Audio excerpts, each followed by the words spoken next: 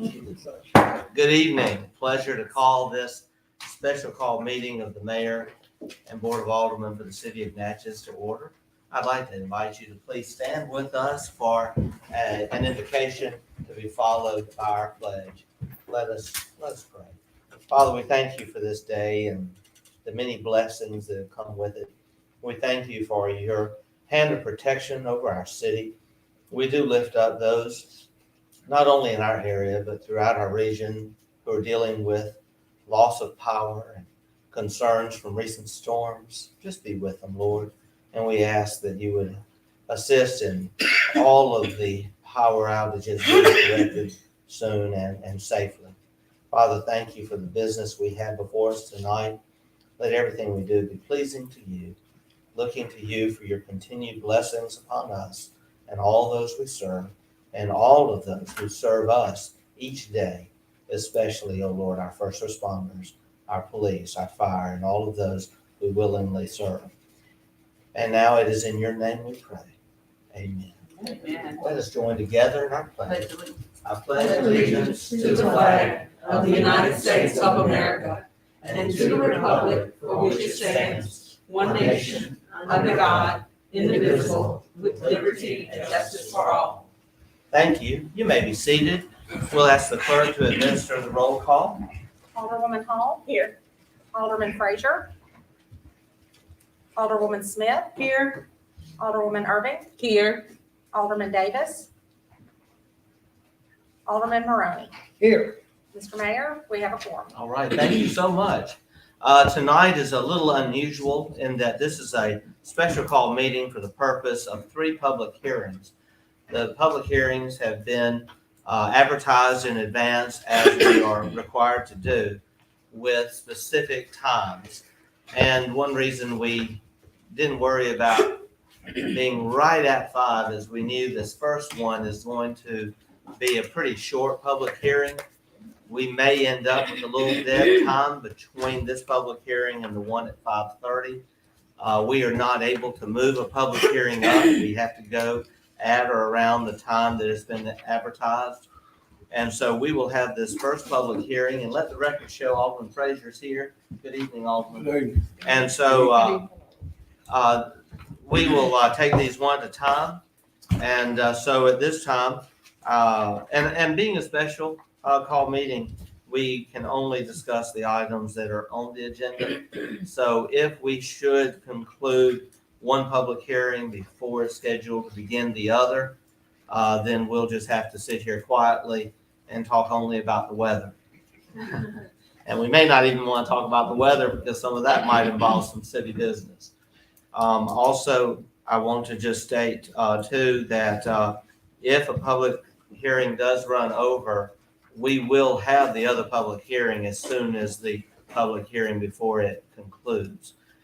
So with that said, I will entertain a motion now to go into a public hearing to discuss an application pertaining to a new taxi service. So moved. Second. Motion made by Alderwoman Smith and seconded by Alderwoman Irving. Discussion. We'll call for the question. Second. Anyone opposed to the call? We will then proceed to a vote. All in favor of the motion indicate by saying aye. Aye. All opposed, nay. The ayes have it. Motion carries. We are now in a public hearing, and this is something that is new to us. This is the very first time this has come to us during this administration, and it indicates the growth of our city in that we have a new taxi service applying for approval. And according to our ordinance, it does require a public hearing to be determined that this is something that is appropriate for the city to do, is to grant this privilege license to Win Transportation. And Alderman, you should have some information, including the information on the primary owner and driver, his name being Jeremiah Lee Ruff. And so I'm a little confused. Then you are the driver, Mr. Ruff, and we have the owners being Jerry Barnes and Okay. What we're going to do is ask you to come to the microphone one at a time, and state your name, address, and your interest in this business so we can have that for the public record? Hello, my name is Jerry Barnes. I'm owner of Wind Transportation, half owner. And we would like to serve the city of Natchez by helping give rides. Okay. All right, thank you, Ms. Warren. I also meant to say, generally, depending on the crowd, our public hearings, we ask that remarks be limited to 3 to 5 minutes. Just want that to be, those will be the ground rules this evening for every public hearing. And you didn't even use a minute of yours. All right, Mr. Barnes, thank you so much. Thank you. I got a question, We may Mr. Mayor. have other questions. I got a question. Yes, Alderman Frazier? Yes, sure. How long you been in business? We have been servicing the area for about 3 years now. 3 years. So this And- your first time coming to the board? Yes, sir. We just recently learned that this was part of the process. Okay. We do have state license and all of that. And we have the other city license. It took 3 years to realize that y'all need to come for the board. Yes, sir. And that took place whenever we moved to a new building. And the inspectors came and talked to us and told us how it had to go. Y'all didn't take over from the previous cab company, did you? No, sir. Okay, thank you. All right, thank you. Any other questions? I do. Yes? Yes, Alderwoman ma'am. Irvin? You said 3 years, so you're, there are lots of residents that use your service. Yes, ma'am. Okay. And that's one of the things that the previous, I know in 16 when we got in, we had one other cab company. It's okay. No, I know. It's okay. And so all I was gonna say was that, he did a great job with servicing. He even had residents come in and say, we need this company to come and provide the transportation that Yes, ma'am. members of the community need. So you served a great need in the community. Well, thank you. And that's what I'm asking. That has been for the last 3 years. Yes, ma'am. One more before you leave. Right? Yes, sir. Alderman Frazier? You're running 24/7? No, sir. We shut down. We run from 8 a.m. to midnight, Monday through Thursday. And Friday and Saturday, we run 8 a.m. to 3 a.m. and service the bars and trying to lessen the drunk driving in the city. And Sundays, we open 10 a.m. to 10 p.m. How many employees you have? We have 4 drivers and we have 4 dispatch workers. Okay. All your drivers, they do you do a background check on? We have not done a background check, but that is something that we was told that we had to implement. So that's coming. I appreciate you coming to open up your business, but this is a background check and stuff that is something that you highly need with your drivers and stuff. And then you had to monitor the people that you pick up. So you're just going to be doing taxi service. Say if I call and say, can I get you to get somebody to go by Ruby Chews and pick up something, bring it to me? Do y'all do that? We do deliveries, Okay. yes. Okay. I'm just, I need to know all this because these are questions that are going to come up in the public. Yes, sir. People want to know this because, like I say, everyone is skeptical about catching a cab, and the cab drivers are skeptical about the people that get in the cab. Yes, sir. So we want to have a safe environment for everyone. Okay, thank you. All right, Alderwoman Smith? Thank you, Mr. Mayor. I just wanted to know how your vehicles are identified. I don't know if I've seen them anywhere. We have magnetic signs on the side of the vehicle. They look like that. Yes, ma'am. Okay. And then what about insurance? Insurance, we all have the ride share insurance on our vehicles because basically until now, that's what we are is a ride share.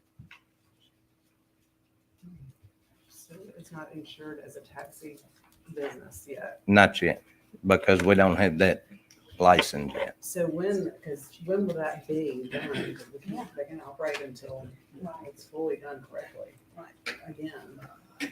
Mr. Attorney, I guess they would operate as a ride share pending, our approval will be pending then they're successfully obtaining the insurance required and performing the background checks on their employees. In physician reports, there's just a few little things to clean up. But if the board finds a certificate of necessity should be awarded, then those will just be administrative matters we can clean up. All right. Alderman Maroney? So it's a ride share service, so the vehicles are not owned by the company, they're owned by the drivers. Yes, correct. You have some sort of standards in place for vehicle maintenance and vehicle cleanliness and Yes, and that type of thing, because of course, a lot of these folks that may use the service could be visitors here from other cities, tourists. And we certainly want to, put our best foot forward and leave a good impression on them. We want Yes. nice, clean, good-looking vehicles that present a good image. We inspect our vehicles daily to make sure they are clean and make sure they're in good working condition. And that's a standard that we hold very high. Alderwoman Ernie? One other thing, and thank you for bringing that up, because the other thing is, what is the protocol for them greeting? Because customer service is important, For them each of them. greeting the Customers that the are- customers, okay, first they go through our dispatch service. So they have to call the office and we're very, Once you get to your destination, how do they greet those people that are entering their vehicles? Had that been established? That's what I'm saying, protocol been established. now, I can say for myself that I always say, hello, I'm Jerry with Wind Transportation, and I'll be taking you to your destination today. And it's usually just small conversation from there. And my reason for asking, because that's so important with the person, and when you said the ride share, that takes on a whole different persona then. Yeah. So it's not like individual drivers that are driving their vehicles versus those in the last approval that we had done, they actually were all a part of the company. Meaning Okay. the company owned the The vehicles? company owned the Yes. vehicle, they were all a part of. And the other thing was the insurance for each of the drivers. How are those things verified? Again, I guess that goes back to background. Yeah, as well. well, we make them turn in their insurance cards, and we do check the insurance and the driver's license, make sure they're all valid and everything. Okay, so insurance is checked. Okay. Yes. One more Okay. All question. right, Alderman Frazier? Did you get a copy of the ordinance dealing with the tax care service from Mr. Duke? Did you get a copy? I did. So Yes, you're sir. fully aware of everything that's in this? in the Yes, sir. ordinance? I am now. Okay, thank you, sir. All right. All right, Ms. Barnes, thank you so much. Thank you. Thank you. Thank y'all. Do we have anyone else with the company who would like to then, I've seen the list now of owners. Ms. Barnes, we also have James Hunter Wynn, who is the manager president of the company. Mr. Wynn, would you like to come and just identify yourself to us, please? And tell us a little more about the company and your interests. Yes, my name is James Wynn. I live and am from here in the Natchez, Vidalia area. I've lived here my whole life.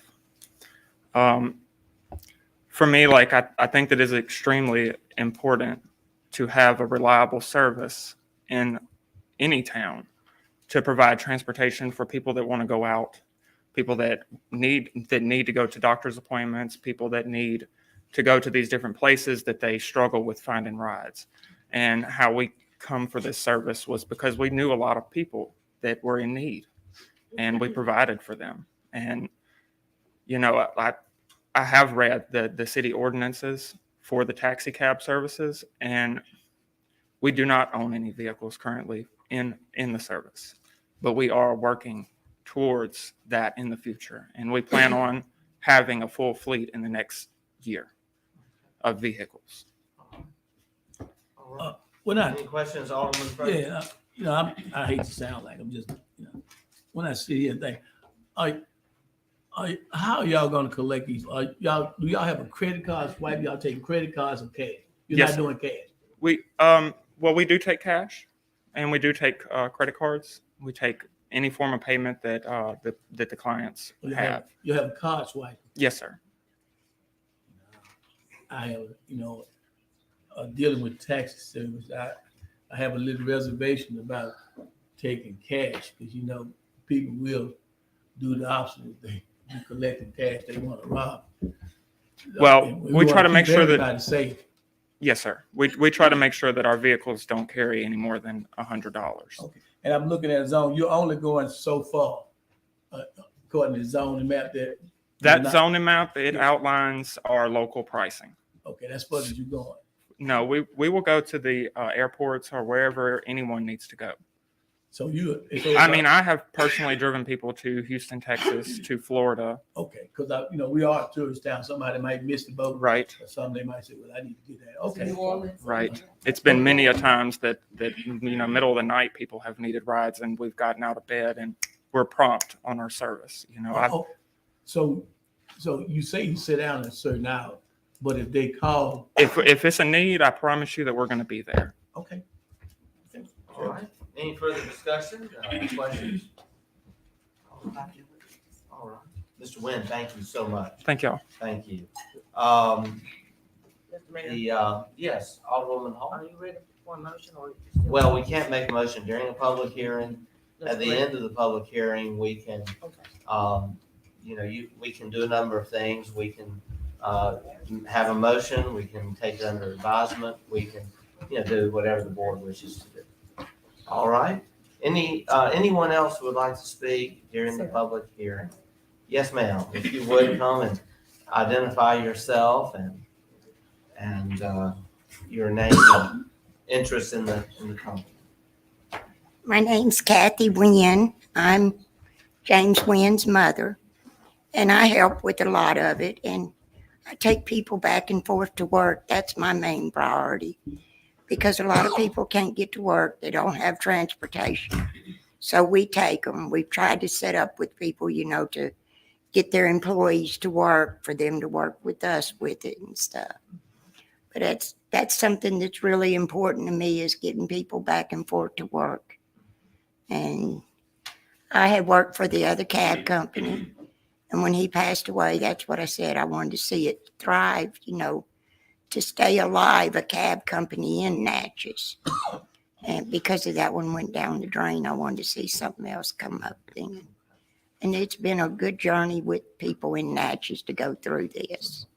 And I've enjoyed it. But we do get people back and forth to work, medical appointments and stuff like that. Taking food, the ones that can't get out and do it themselves. So we do. That's just something that's really important to me, and it's a passion with me. So Thank you, Ms. Wynn. So really, you're a dispatcher. Alderman Frazier, I recognize you. Yes. You're the I am dispatcher. not a dispatcher. I'm just saying, but you get all the calls.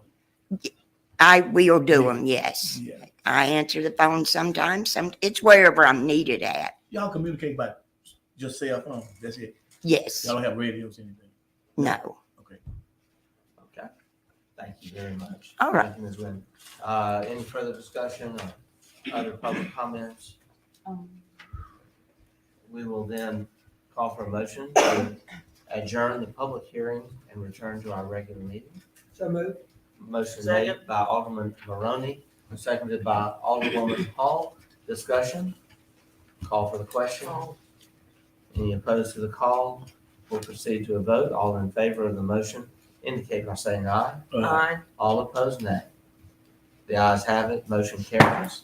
We are back in our regular meeting. This is an item on the agenda. We can take action now as you would wish to, but it would have to be in the form of a motion. That motion can be to approve. That motion can be to take under advisement. It's just up to you. Yes, Alderwoman Hall? I move that we approve Wynn Transportation Taxi Service pending all required documentation, and that all required documentation is provided to the city clerk. Would that include background checks on the drivers? All of required documentation. Okay. That is the motion. Is there a second? I second. Alderwoman Irving has seconded that motion. I will ask that question again, if it is required, required documentation would be insurance, would be other items that the attorneys mentioned. Would it also include compliance with background checks? Background checks, if y'all wanna make it that way. Licenses, Licenses are required for the drivers to get permits to drive. There's a few things they need to do, but they're administrative. All right. The certificate of public necessity and need is what was considered. All right, Ms. all right. Alderwoman Irving? And that was one of the things that I wanted to say. I just want a little more specifics, leaving here, specifics. So leaving here this evening, they would understand what's required of them, the background checks. I just think it needs to be, listed. So as you were about to just list, you said that, could you provide that so that it would be made to the public? We'll ask them to work with our city attorney, and the city attorney will make sure he guides them through those required documents. All right, is that correct? Yes, sir. That'll be fine. All right. Any further discussion? But not until everything has been turned in. Okay. Yes, the motion is to approve pending the completion of all those steps. And now, We'll call for the question.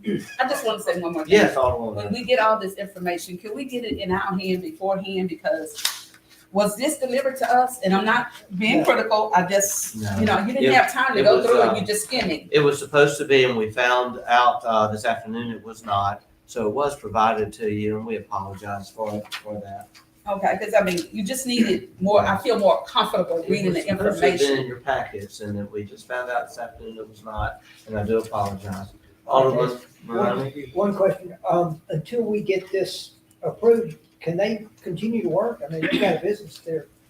I would- What's the status of, I would, I mean, I Have don't to wanna ask shut the them attorney. down for the moment while we try and get this. I mean, they are getting the approval pending, and then, but, they've been, obviously, they have been trying to do things the right way here recently after being informed they needed to.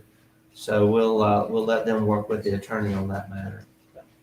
Yeah, I don't feel like, I mean, if they've been operating, I don't wanna shut them down while we go through this. Right. They're Yes, ma'am. making the effort to get this. That's a Get good this point, done. Alderman. Yes, Alderman Fraser? In reference to Alderman Ronald's question, they've been operating 3 years. I don't see why you're gonna shut them down now. Yeah. It don't make no sense. So you're gonna continue to launch, you just provide us with We'll all the ask this. information we need. Mr. Mayor, we have a motion on the Yeah. floor. There is, and we're still discussing it. After. We're discussing the motion. We're discussing the motion now. The question's been asked, is there any legal liability on the city at this current time for their continuing to operate while we're getting all of this straight? I think this is administrative. I think the legal liability is gonna lie with the company if there's That's right. an accident or that. That's not, I don't think the city would be imposing. 3 years. All right, any further discussion on the motion? Call for the question. The question's been called. Anyone opposed to the call? Hearing none, we will proceed to a vote. All in favor of the motion indicate by saying aye. Aye. All opposed, nay. The ayes have it, motion carries. We thank you so much, and the attorney will help you to get those last details corrected. Thank you. We are right almost at 5:30, and so we're going to wait until 1 minute. It's okay to be late, but for a public hearing, we can't be early. So we'll be having that public hearing in just a moment.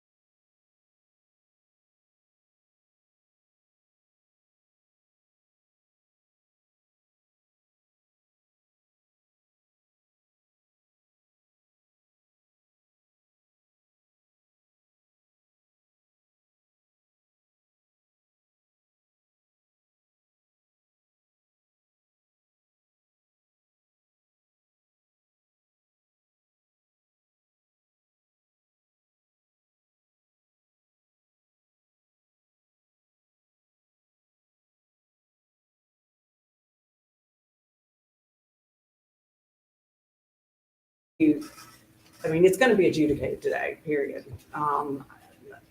This is too long, too long, and it's very, very unfair to the people that live around you. I'll recommend that you consider getting a garage door as well. And I worry about your own safety also. I'm afraid it's a fire hazard. I'm really concerned for your own health too. So please take care of it. Thank Thank you. you, Alderwoman. Alderman Frazier? Yes, sir. After looking at this picture, are you disabled or what? Are you disabled? To a point, yes. I mean, I do have, You don't have any family members or anything? not in the area, no. Let me say this to you, and I don't mean to sound nasty or anything, but we have a whole lot of people who come up here who have the same issues. They're either sick, they got high blood pressure. Well, I do. I can prove But it. Here's the thing of it is, the resident of that neighborhood, everybody had to pay taxes. This is an eyesore and a blight on the community. And what we are doing now, like say, as Alderwoman Sarah Carl Smith said, the people, your neighbors are complaining. And as she said, this is not the first time that this has happened. And I hope this is gonna be the last, but if not, some kind of action gonna be taken by the city. We have to come clean your property up. Now, like I say, if you're not disabled, you have to pay somebody to haul this. They just can't have this down here. I'm just gonna be straight out honest with you. And we're not, and the city is not trying to be nasty. Everybody's on the same rules and regulations and guidelines to get their property clean. I don't care if you're still on the north side, south side town, whatever. You just gonna have to do better, sir. And I'm like I said, I'm not trying to be nasty or anything, no one in here, but as sitting on this board, we're gonna have to do what we had to do. I think this just is disheartening. People paying taxes, they trying to keep their surroundings up. They don't want nothing like this. Thank you, Alderman Frazier. Further discussion? Alderwoman Irving? I just wanted to ask, just looking at those items, sir, all of this is material that you want to dispose of? Is that what you're wanting to do? That's in the garage area? Is that, Yeah. do you ever put any of it out for ADSI? Because what can go inside that container, you can dispose of twice a week. For those items that can go inside your containers, that would be one way that you could help remove those items that are there. And then the other way is taking the others to the landfill. You know, we have 2 landfills that you can use as well. Yeah. That's just suggestions to help you out because those smaller items can go inside your green bin. And that would help. And so on, I don't know if it's Monday, Thursday, Tuesday, Thursday, Monday, Wednesday, trash pickup for you. But that would help as well. Because it's just those items. Am I correct? It's just those items in your garage and in the yard. Or is that still the same thing? Well, a neighbor gave me that lawnmower. I mean, anybody who wants it, they can have it. Okay. Mr. Truggle, thank you so much. But I am working on it, and like I said, I'm just slow at it. I know my neighbors complain, but I'm just don't want to get heat stroke. That is not good for me. Thank you, Mr. Truggle. We're about to have to move on to another property. Alderman. I've got one quick question, and I kind of hate to ask this question, but I'm afraid it's a question a lot of people in this room want to ask, but maybe are afraid to, and I'm just going to bust out and ask it. There are people out there that have a very, very hard time getting rid of things. They just don't want to throw anything away. And they're known as hoarders. And they just keep everything. They never throw anything away. And they need some help. Are you maybe one of those people? Do you maybe just need some help? Well, Do you just have a real hard time getting rid of stuff? not so much. I look for things that I feel I can resell to make a little extra money. Do you ever resell it? Yes, I do. I do. Because this is obviously a problem. If somebody wants to come by there and buy something, I'll sell it to them. You've got to this has gotta go. I'm sorry, this has gotta go. And if you need, I mean, I'm no psychologist, I'm not a psychiatrist, but if you maybe have this disorder where you are unable to part with things that you need to part with, maybe, somebody else needs to step in a different way. And I'm new to the board, so this is a brand new problem for me. I've never seen it. But to hear them say that this has been an ongoing problem for years and years and years, there's something more going on here that we don't know about. And maybe you don't realize that there's a bigger issue for you. I don't know what we do about it, but maybe need to look into it. Thank you, Alderman. Give us social. Right. We're at this time going to have to move on to the next property. Mr. Trogel, we do hope that you can take care of this. But obviously it appears that it will remain on the adjudication list. So is there Thank you, any- Mayor. Mr. Trogel. Is there any- Before you Yes, step away, Alderman Fraser. do you have a timeline or? No. Okay. It's on the adjudication list. All right, next, yes, sir, if you would state your name and the address of the. My name is Marquise Rounds, and it's 17 Grant Street. Thank you, Mr. Rounds, you're recognized. I purchased that property on Grant Street is because it was feasible. It's right in the, Oh, wait, well, I'm going too fast, I forget. We got to pull it out. There we are. All right, you're recognized. I purchased that house because it was right next door to me, and I could spend my property. I plan on redoing it. I think I had it about a couple of years. I keep the yard up. I keep it lined up and everything, but at some point I want to rebuild it. The front of it is what the front one room is burned up. The rest of the house is in good shape. I just haven't got around to do it. Now this is the first notice I have gotten on it. So I showed up so I can explain that I can what I need to do in order for it to make it feasible, until I can do something with it. If I need to put a roof on it or what, because I would like to keep it. I want to give it to my daughter and fix it up for her. So. At this point, the board, would just have to decide. Mr. Mayor. I will recognize Alderwoman Irving. Okay, it is in my ward, and I just want to say that Mr. Rounds normally do a good job with keeping up the property down there. He's actually have one on the backside on Smith Street that I've seen you do improvements with as well. So I know what your intentions are to do improvements to that area. So if you're saying, you're asking what is it that needs to be done, what's your time frame for getting improvements to the property done? Well, I want to know what I needed what I need to do to it in order for it to make it, until I can Because complete it's it. boarded up right Yeah, I got the now. front boarded and the front of the roof is coming in on the front of it. Well, maybe it's- So maybe I could put a roof on it, maybe, get it situated, make it look presentable, kind of decent, until I can get in and gut it out and do what I need to do. I just need to know what is it that y'all asking me to do in order for, to make it look feasible. Alderman Fraser, you're recognized. I'm familiar with that area. I'm familiar with the family. That's next to the family house. Y'all Well, no, actually, that's next to family house is the first one. I bought the one next to that one that I redid, and this was next to that one. The only thing that I can see that you can do that how you have it boarded up. If you can show that some kind of improvement, put a roof on it, then that's a different story. Okay. If you put a roof on it and leave it boarded up, because we do have houses around here already that's been boarded up and people are not staying in.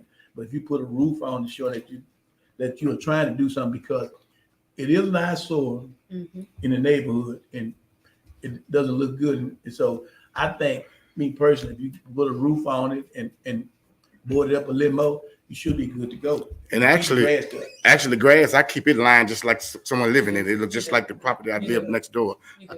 So. Further discussion? Mr. Mayor, I Alderwoman just Irving? want to thank you. Just want to say maybe replace some of the boards on the front too. Okay. Because I do see where it was burned up front, to replace those boards and add the roof to it. Okay. Okay. Further discussion? All right. That will, all be determined when we make a motion. Thank you, Mr. Round. Next property owner.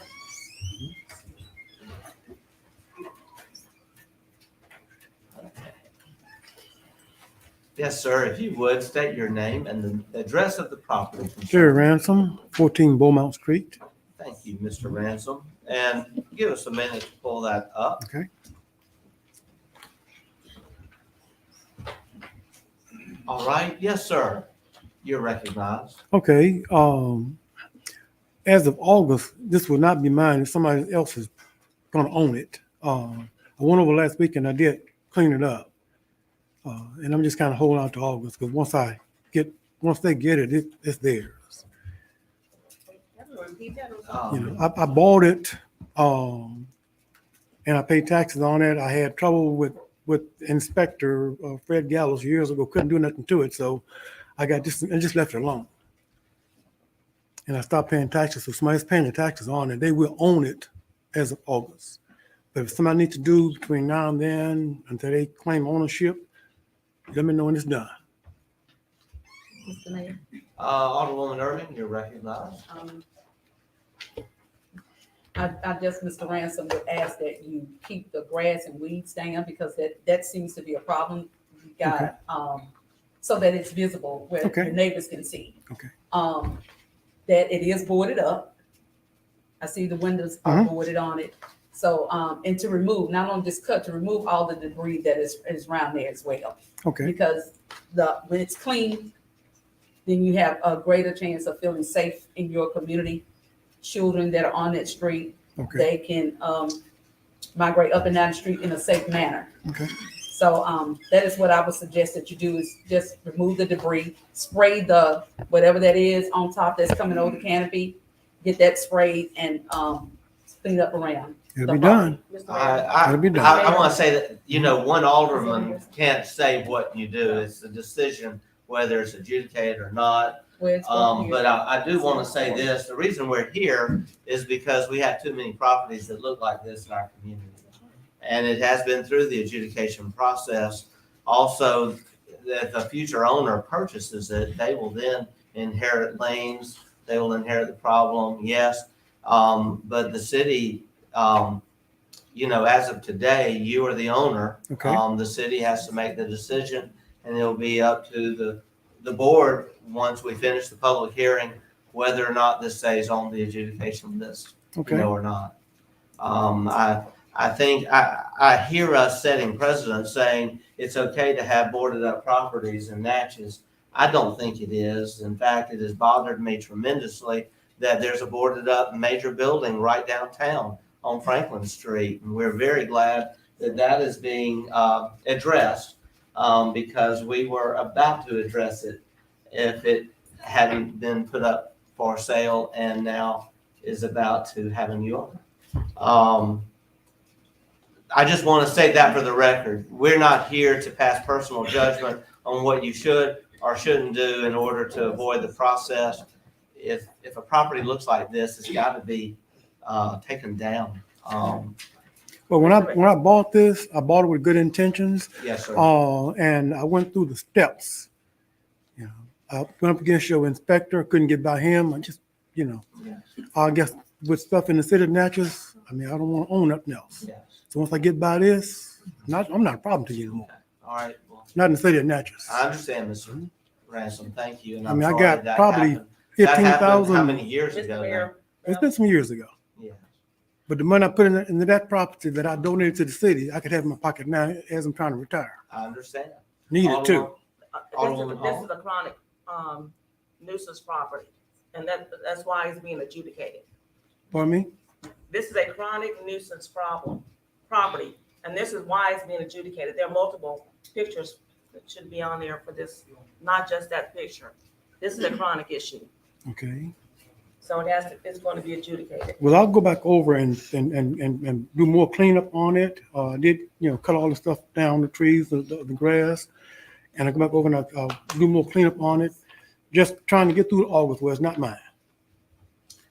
Well, just to be clear, adjudication does allow the city to have legal access to the property to take whatever measures are necessary to bring that property into compliance with our codes. And then to place a lien for that work on the property and seek payment of the lien from the property owner. So what are you And saying? That's what an adjudication means. I just want everyone to be clear.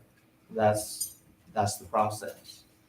So where the liens placed in, Mr. Mayor, on what, the property itself in On the the- tax assessor's On the office? property, yes. I'm just asking, because that's what. Mr. Attorney, if you'd like to elaborate more, just wanted to make sure everyone understands what adjudication means.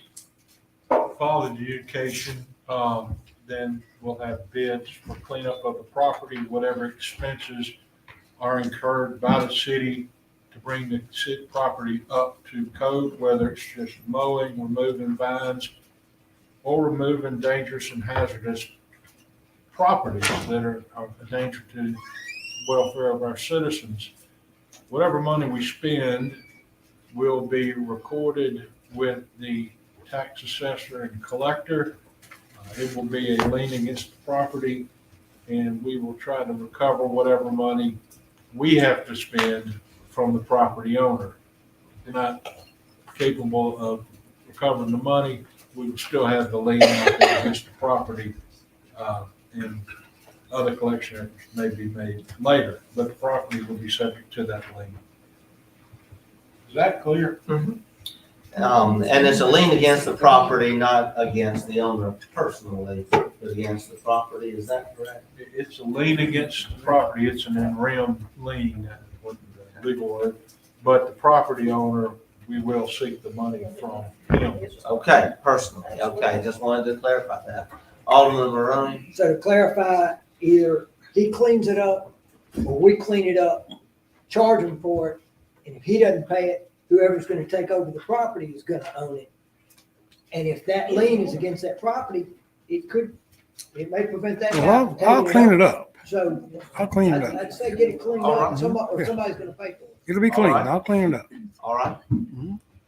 I thank you very much, Mr. Ransom. Okay. I just wanted to make sure everyone was clear on the process. I don't want anyone misunderstanding it or being misled. Thank you. You're welcome. Next property owner?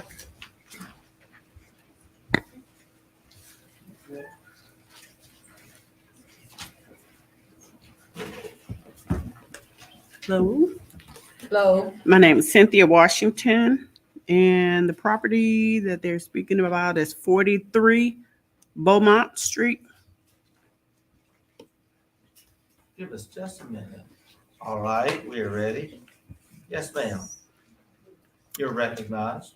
I believe that property belongs to the city. That's not mine. I have the land next to that. It's vacant. I brought pictures, but I wasn't able to download it. But that building is not mine. I inquired about that building and they told me that it belonged to the city. So they could tear it down, do whatever they want to do with it. It's not my problem. All right. We will work with the code enforcement officer and attorney to determine who owns it. Okay. All right. But the land that I own is just flat land next door to that. And you're keeping it cut and clean. Yes, it's down. Okay. Yes. Thank you, Ms. Washington. All right. Thank you all. Anyone else? Any other property owner that we have here? Anyone? All right. It was not on the list To adjudicate. to adjudicate. It had been, all right. All right. So that one actually is not on the list. All right. Are there any other property owners here? Hearing that there aren't, we will call for a motion to adjourn public hearings, return to our regular. We have to, I'm sorry, what's that? Well, yes, we'll do that, but we can't take a motion. We can't have a motion during public hearing. Mr. Burke's trying to make sure we're doing this right. The motion has been made to adjourn the public hearing. Who made the motion? Alderman Maroney and Alderwoman Smith seconded the motion. Any discussion on the motion? Then the question's been called. Any opposed to the call? We'll proceed then to a vote. All in favor of the motion indicate by saying aye. Aye. All opposed, nay. The ayes have it, the motion carries. We are now back in our regular meeting, and as we said earlier, the public hearing is for public comments only. This board cannot take official action during a public hearing. But now that the public hearing is over, we can entertain a motion to take under advisement, or we can entertain a motion to approve the adjudication.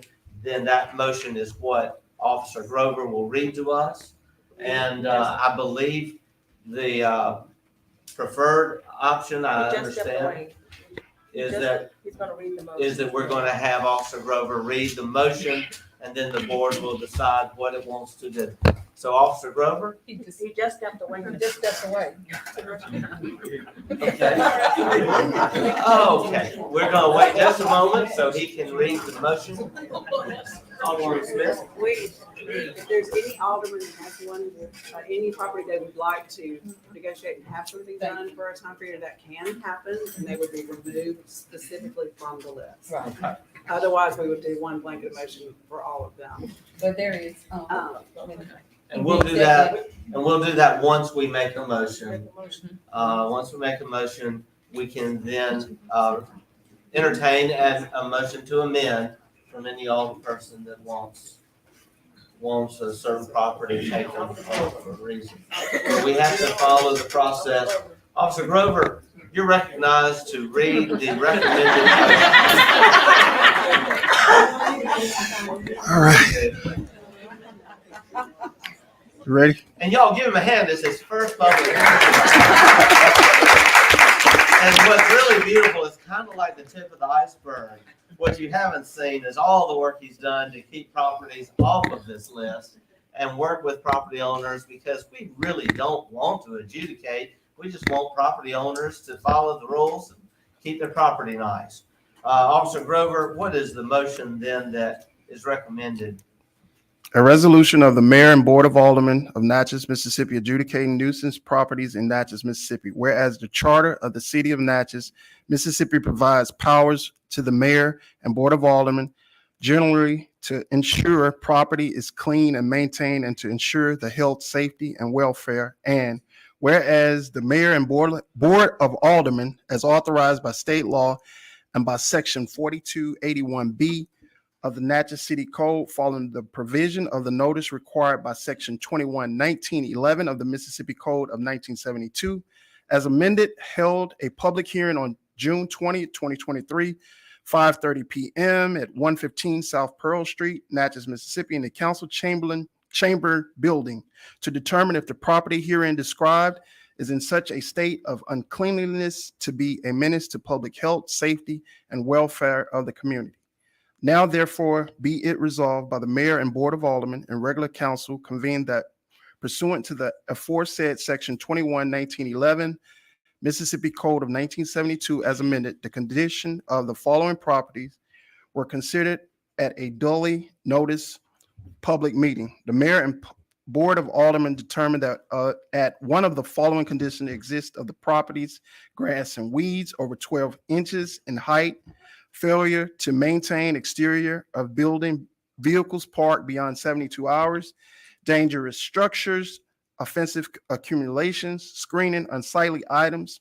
Pursuant to the report of investigating code enforcement officer, the condition on the property are in violations of Section 301-3 and Section 302-4 of the 2009 International Property Maintenance Code, adopted by reference in Section 5-9-2 of the Development Code of the City of Natchez, Mississippi.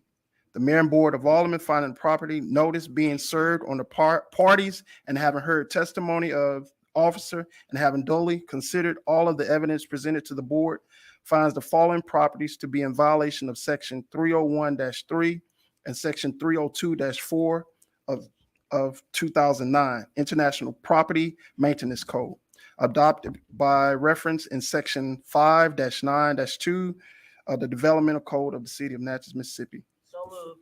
Second. All right, motion made by Alderwoman Hall, seconded by Alderwoman Smith. Discussion on the motion. And I would like to state this. This would be a good time if there is an amendment to be made that we discuss what those properties would be and then entertain one motion for an amendment after we determine what properties that would be. Alderwoman Smith, I recognize you. Thank you, Mr. Mayor. The one that sticks out that I feel like Mr. Ransom said, I think it's 14 Beaumont. 17. 17 Grant, Beaumont. yeah, 14 Beaumont. 14 Beaumont. No. Because it will have a new owner in August. It is unlikely that we would get to do anything there and spend the money when it's a new owner, and I wouldn't want to burden that owner anymore. So I feel like that one should wait. No, I'm gonna object, no, that's a chronic. Well, he's not gonna own it anymore. So And he I'm has just- owned it, but he does own That's your it. motion. I'm just saying what I think makes sense, because and you I do gotta too. be realistic on what the city can do. Right. At this time. I agree with you, Ms. Mayor. Okay, Alderwoman Irving. I agree with She said he Alderwoman cleaned it up. Smith. You have to be realistic about it. What can be done? And Mr. Ransom, he's going to he agreed to clean the property up even more than what you see in those photos. So I just would allow him that a lot of time. He just stated that he would no longer be the owner of the property as of August. This is June, almost the end of June. So within the next 8-10 weeks, he will no longer be the property owner. So I agree with her. We don't need to take city money and spend it to get that property clean. He has agreed to clean it. Mr. Mayor. Alderman Maroney, you had your hand up. Well, I'm trying to take just people gonna in order. ask, it sounded like that someone was gonna be taking over ownership of this. Why doesn't he just deed the property to the new owner and just get it done? That's what he was doing. Is it gonna take that long to do it? Well, he can't get it until his term expires. Owner in August. Has the new owner been determined? Is there an owner willing to take this property in this current? But he's gonna clean it up. And so, yeah. Well, whoever pays the taxes on it has to understand they'll end up on the adjudication list, one way or another. Yes. And so, Alderman Frazier, you're recognized. Yes, Mr. Most, are the board through discussing this? Well, what we would do is we would I have a entertain. motion I'd like to make. Okay, let me say this. Alderwoman Hall is the author of the motion. Yes, I'll make. She has said this will not be accepted as a friendly amendment. Therefore, if the motion is to be amended, I will have to have a vote on that motion to amend. Is there a motion to amend it? So moved. Okay, a motion made by Alderwoman Irving, seconded by Alderwoman Smith to remove 14 Beaumont Street. A discussion, according to our procedures, we now have to have discussion on that motion. A discussion on that motion to amend. Hearing none, I'll call for the question.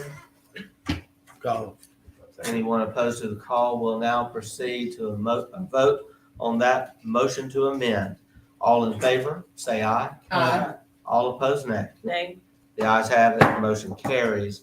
The motion has now been amended. Further discussion? Yes, Mr. Mayor. Alderman Frazier? I'd like to make a motion that, on 17 Grant Street, that, Mr. Rounds, do further, work on that building, because he are keeping the grass up, keeping everything in the neighborhood. It just need further repairs. If he agreed to do more repairs on the building, I think that should be removed from the list. Okay. Second. We'll entertain that. Then, before we even have a vote on that, is that accepted as a friendly amendment? Yes. Or do you wish to? We'll just entertain it then as a motion to amend, made by Alderman Frazier, seconded by Alderwoman Irving. Discussion on that motion to amend. Hearing none, we'll call for the question. We'll proceed to a vote. Do we have anyone opposed to the call? In that case, all in favor, say aye. Aye. All opposed, nay. The ayes have it, motion carries. Further discussion? I hear no further discussion. I'll call the question. Any opposed to? Yes. Any opposed to the call? Then what we are doing now is we are going to vote on the original motion as read by Officer Grover, with those two amendments having been made, and that is removing 14 Beaumont Street and removing 17 Grant Street, provided that those property owners take measures to clean up the properties. And Mr. Mayor, may I make a comment, please? Yes, Alderwoman Irving. Mrs. Edney is here tonight, and she had addressed 36 North Commerce Street Extension. And So that's, she's giving that extra information, what and needs that's to be. being worked out. Okay, just That's being making worked sure. So we'll now proceed to a vote. All in favor of the motion indicate by saying aye. Aye. All opposed, nay. The ayes have it, motion carries. Did we need a roll call? Well, actually, Mayor, We do need a roll call. I was afraid of that. Alderwoman Hall. Aye. Alderman Frazier. Aye. Alderwoman Smith. Aye. Alderwoman Irving. Aye. Alderman Maroney. Aye. The ayes have it, motion carries. Officer Grover, thank you very much. Thank you. Before we go to the last item, I just want to say for everyone, this Thank was you, the Officer first Grover. public hearing we've had since having a new code enforcement officer who is a full-time certified law enforcement officer as well. We're very grateful to have him. Also, our staff has trained extensively on the rules, and we have literally done this by the book. That's why it's taken a little bit of time.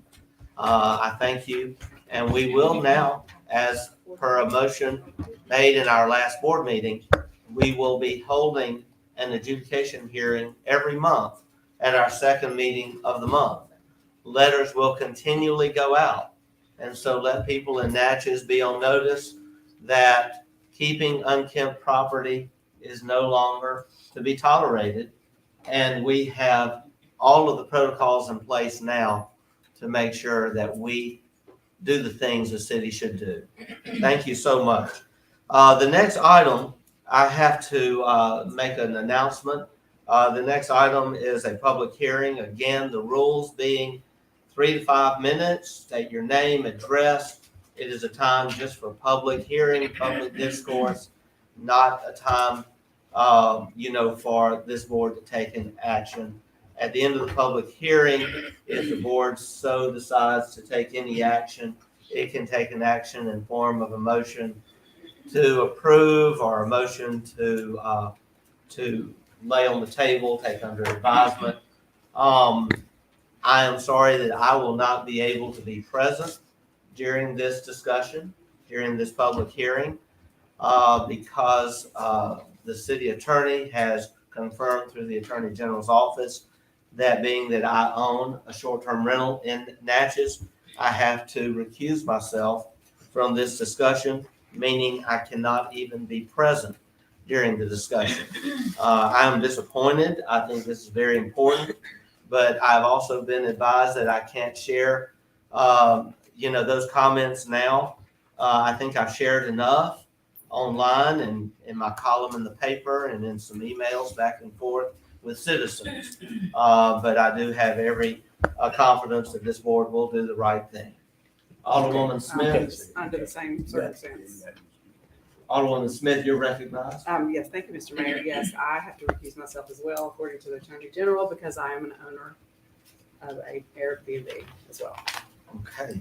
With that said, Oh, wow. Yes. The hearing officer to conduct the rest of the public. it has been determined in the past when this issue was discussed last month that the chairperson of the ordinance committee, this falls under the ordinance committee, and that would be Alderwoman Valencia Hall.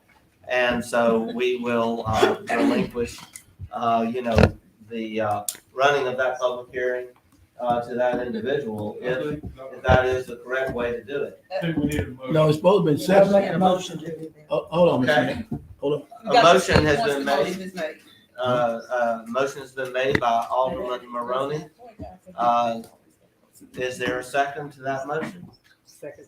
Yeah, I don't know if we can vote on Can we this. vote on or this? not. This is administrative. This Yeah. is not Okay. discussion of it. Okay, so the motion has been seconded by Alderwoman Smith. This is just an administrative procedure. Now discussion on the motion. I thought this supposed to be done by senior alderman, not by committee alderman. His son, Mr. Uh-huh. Attorney. If you're gonna appoint somebody to be over, it should be by senior officer, not committee. We've got a mayor pro tem and we've got a mayor, and then there's discussions about hearing officers or hearing chairman. in the code. I think that we have enough latitude that when the mayor's gone and the pro tem's gone, which is highly unusual, we've got to adjust and the board needs to make a decision. Exactly, you got to adjust, but if you got senior officers sitting here, look like the next senior person should be in charge of the meeting. It's no more than fair, if you're gonna do this. I don't think that's appropriate, Mr. Attorney. It should be done by seniority. That's the problem we've been having around here. That's, and Mr. Mayor, if I may say the same thing, I do agree with Alderman Frazier, and I would like to see that, not that I don't take his word. I would definitely would like to see, that in writing that states that, because, we're basing our mayor pro tem on seniority. May I say this? May I say this? Official business cannot be conducted during a public hearing. Who runs the hearing is really a moot point because motions cannot be made, and the chairperson of the ordinance committee is a logical choice. The motion has been made. We have had discussion. At this time, I'd like to call for the question. Mr. Mayor. The question's been called and opposed to the call. Mr. Mayor. Alderman Frazier, you're Mr. Mayor, recognized. like I said, I'm not gonna sit up there and be arguing about this, but like I say, I'm just letting everyone know, and we can move on from here and go on with this because we do got a public here. So y'all can exit the bill and we can go and get started. All right. We'll now call for the question again. Any opposed to the call? We'll proceed then to a vote. All in favor of the motion indicate by saying aye. Aye. All opposed, nay. The ayes have it. Motion carries. We will allow Alderwoman Hall to entertain the motion to go into public hearing while we recuse ourselves. Give me the gavel down here. Gavel. Oh, she got it.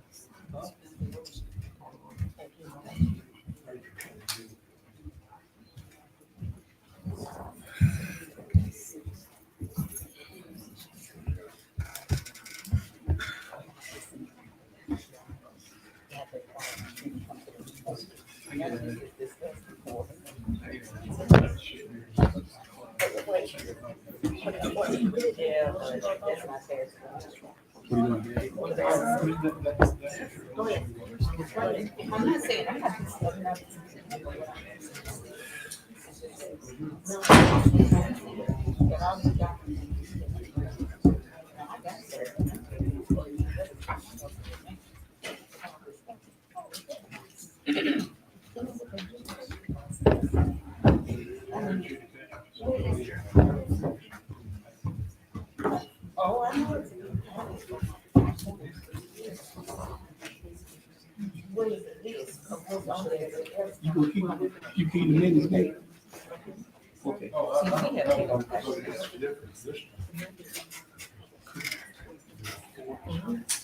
Notice is sent to the address and the owner of wherever they are. These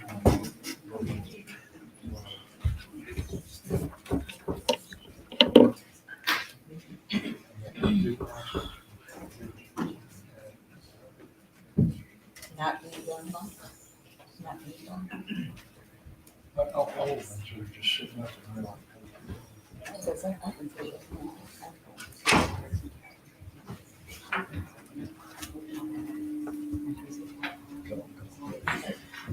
May I have a motion to enter into a public hearing on short-term rentals?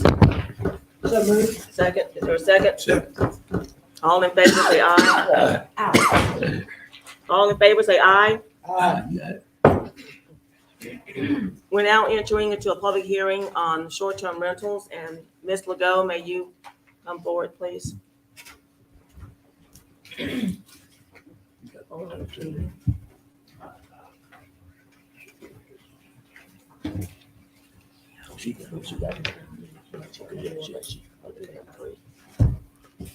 The first thing I'm going to do is pass out an ordinance. Today was the first time I was able to meet with the city attorney, and there were a couple of changes, and I'm going to go over those changes with you.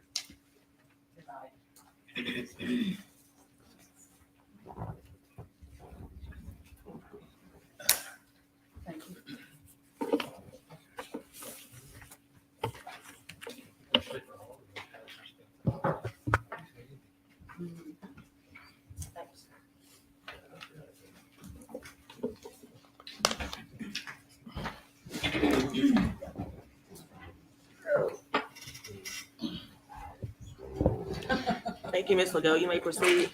To acquaint some of the people in the audience with zoning regulations, that they're not, I'm going to address zoning regulations at first. The purpose of adopting zoning regulations is to secure the health, safety, and general welfare of the municipality. So this one is going to address short-term rentals. When we find that there's a need to address potential issues and conflicts that may be associated with a particular use, that is one reason why we would adopt an ordinance. What we find is that short-term rental units are considered to be important and valuable for those individuals or agencies that desire to use a dwelling for a short-term rental, or for people to have the opportunity, to stay in that as opposed to a hotel, a motel, or a bed and breakfast.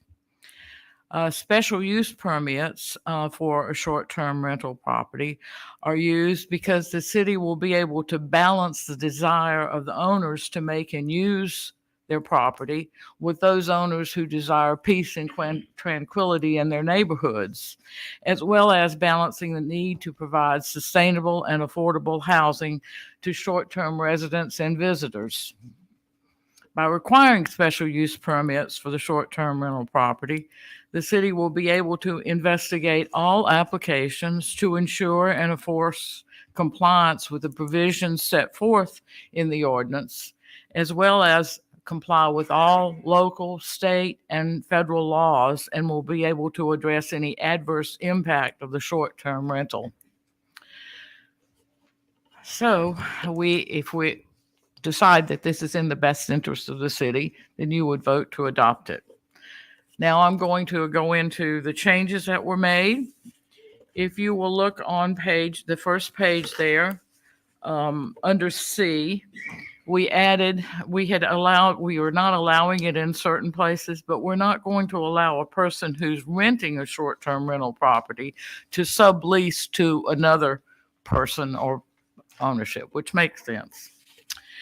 If you'll look on page 2, number 9, we had proof of payments of all applicable taxes, fees, and other charges, and we added including taxes approved by Chapter 954 Local and Private Laws of 2008. Now, this refers to taxes. The larger Airbnb and VRBO collect the taxes and pay it, but some of these other places that advertise do not collect the taxes for it. So this would enable us to get the taxes from those also, from those groups that do the advertising. Again, if you will look on page 6, the last page, we've changed a little bit of the definition of a short-term rental. We're saying a dwelling or housing unit rather than just a housing unit. And then that's the same. And then the last sentence says this includes, but is not limited to, rentals advertised on platforms similar to VRBO and Airbnb. We're also going to delete from the appendix the definition for a guest house. So we will no longer use that term, and we will delete the line item in the table of permitted uses. One of the things, I have gotten a number of comments. Most of them are positive. I received one from actually somebody who has 2 short-term rentals here, and she thought she actually works as real estate administrator for the Department of Property Management for the city of New Orleans, and she is a rental agent, and she thought that she sent an email and she thought it was a good ordinance. She said she felt like it was much better than the one the city of New Orleans was using. I also received a couple of people in town have called and said they like the idea of it. And then we've had some people who dislike the idea of it, of course. We know that Not everybody's going to like it. Not everybody's going to dislike it. So we're trying to reach a happy medium and balance both groups of people who would like to have a short-term rental, but those who don't want it, to try to give them some sort of feeling that we are looking after their interests also. If you want me to go over any specific thing, I can. We did not address density. How are we going to manage these? And there are several different ways to do that. And you may want to choose to use one of those ways, or you may not want to just let the economy settle where they are. One of them is lot size. There are some places that say you have to have a 10,000 square foot lot or greater in order to have a short-term rental. That gives you a distance requirement. Mostly, a lot of times lots are square or rectangular. That would be like 100 by 100 lot. You could do one per block. That's the way the city of New Orleans is doing it. If you do one per block, you can really end up, if you have 4 blocks that come together, you can really end up with 4 on the same corner. So I don't know, but nothing on the rest of the block. So we could also do a distance requirement. We could require a distance from house to house, or we could require the distance from lot to lot. Most of the time, 300 feet is what I've seen most commonly used. A third way or a fourth way is to create a short-term rental overlay district, which would give you a map that whenever somebody wanted to do a short-term rental, you would look at that map and see if it came in that overlay district.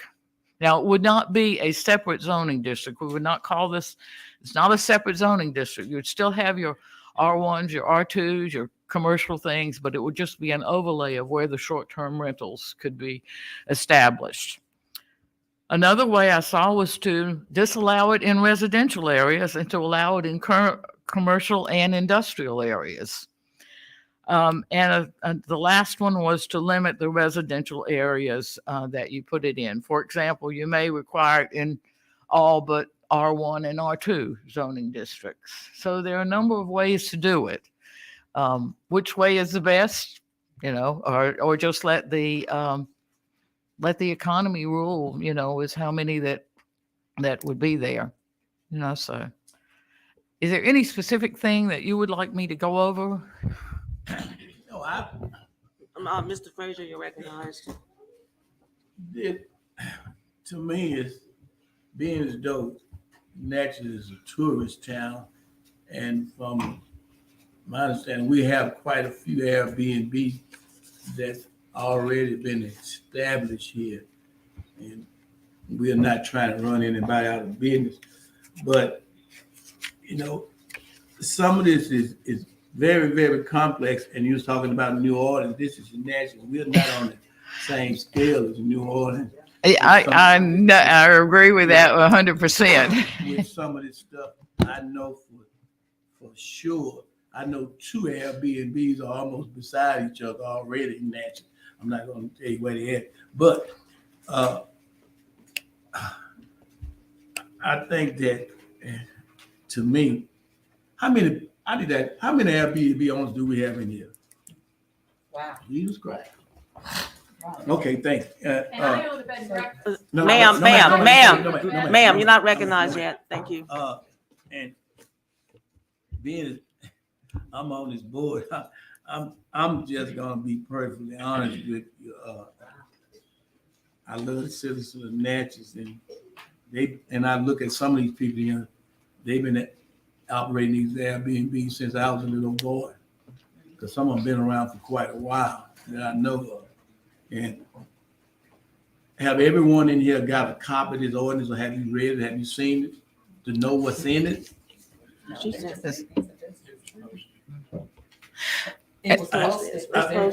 I would like to say this is not going to affect the B&B ordinance at all. The B&B ordinance will stay the same and will still be utilized as it is. Okay.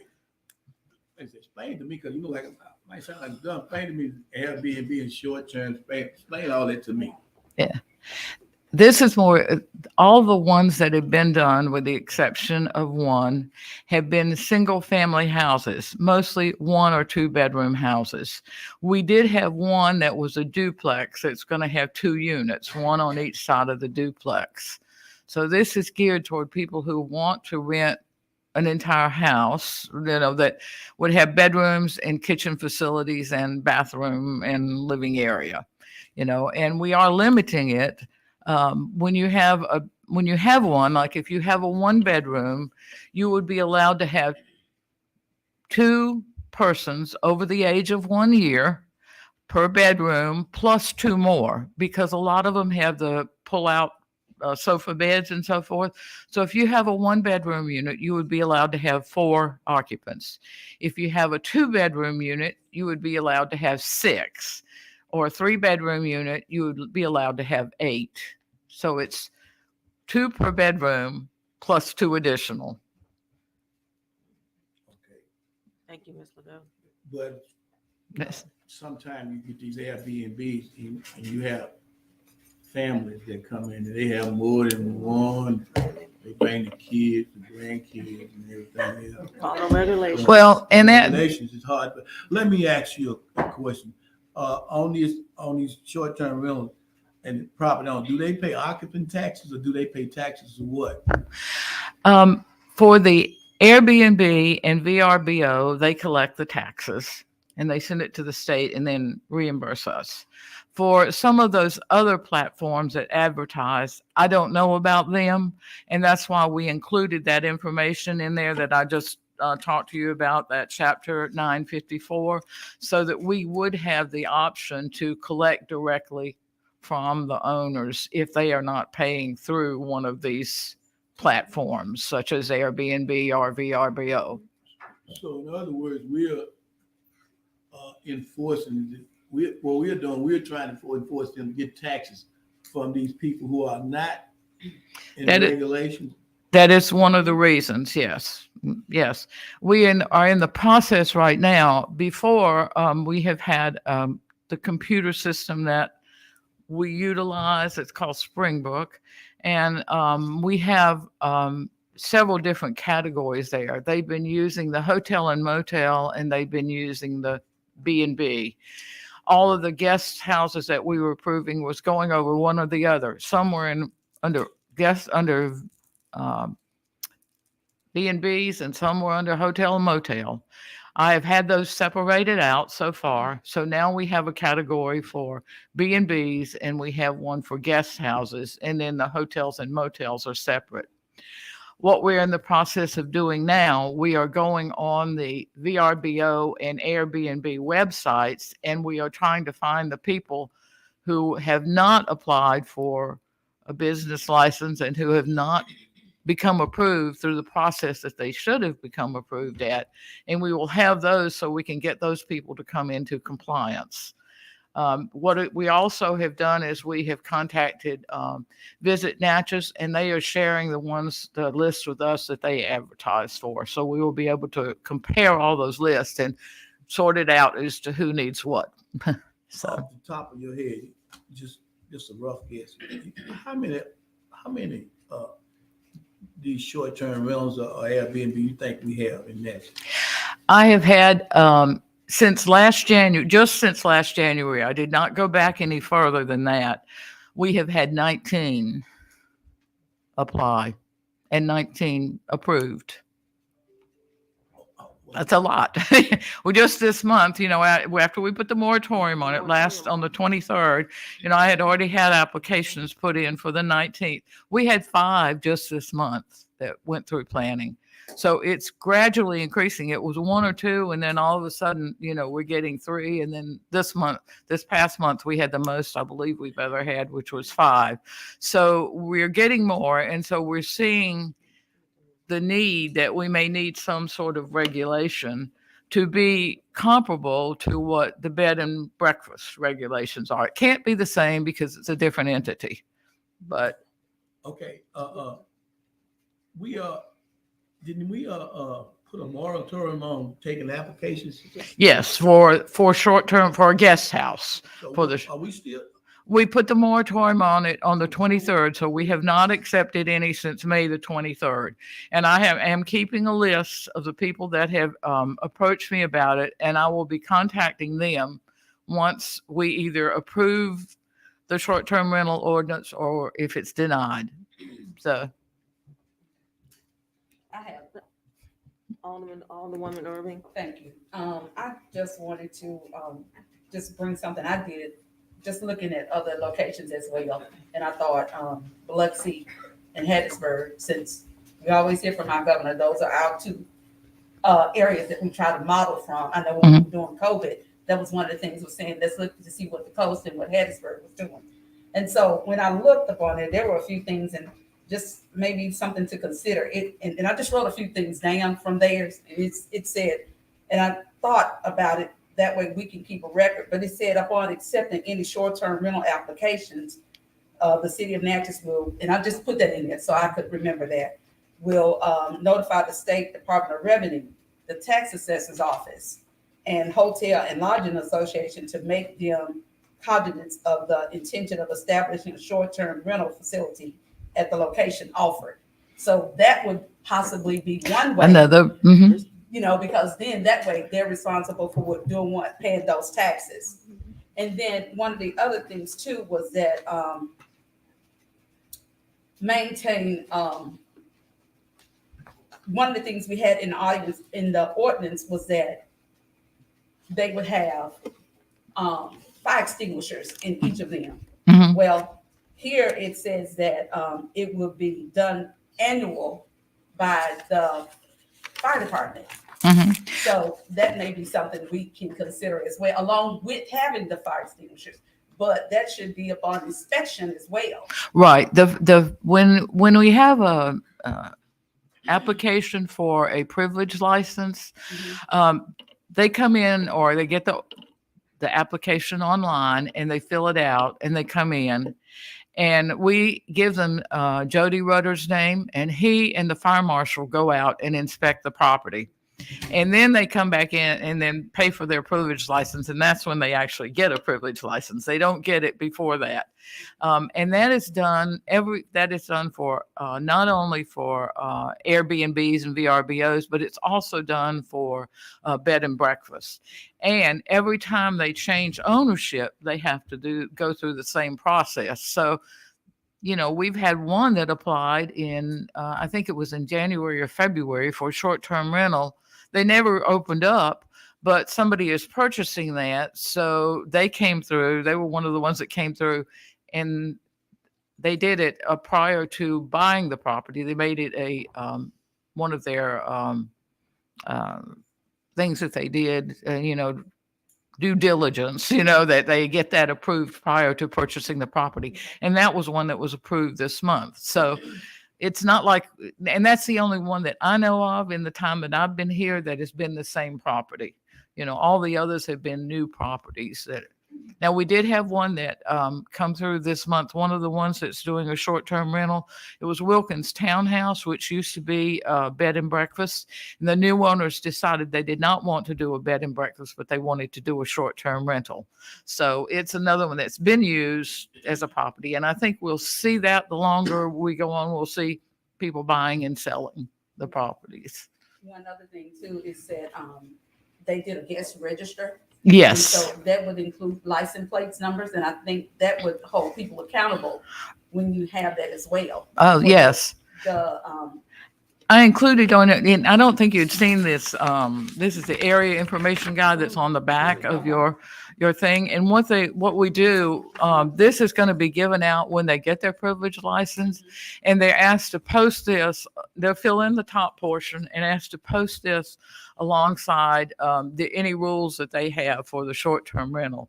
And that includes the short-term rental's name, the address, the 24-hour contact person, their phone number, the website, and if there's any high-speed internet access, to give the code to get into that, to tell them the trash pickup days and the recycle days. And then we've also listed the hospital, urgent care facilities, all of them in Natchez, the pharmacies that are in Natchez, the phone numbers and the address of them. the emergency 911, of course, the police department, fire department, Visit Natchez, Visitor Center, Convention Center, the City of Natchez phone number if they want to call us, and park and outdoor areas. And then they can, if they want to list ATMs or convenience stores that are nearest their facility, then they can do that, and any other information they would like to provide.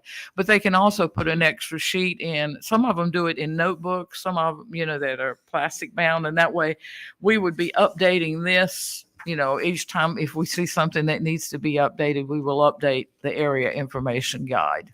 And also, they have a fee price from at $100 Mhm. the application. Yeah. And we're doing 2.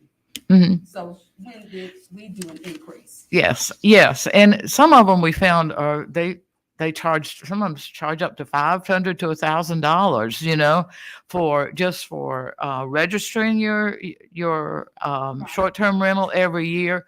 Ours is lower than that, of course.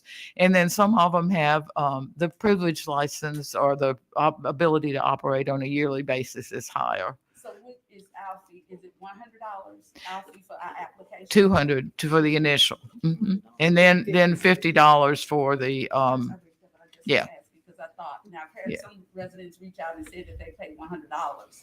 Right. So when did that go into? That would just be the effect? one-time fee when you start up, and then they would be paying the $50 annual renewal, and then 20 on top of that for the privilege license.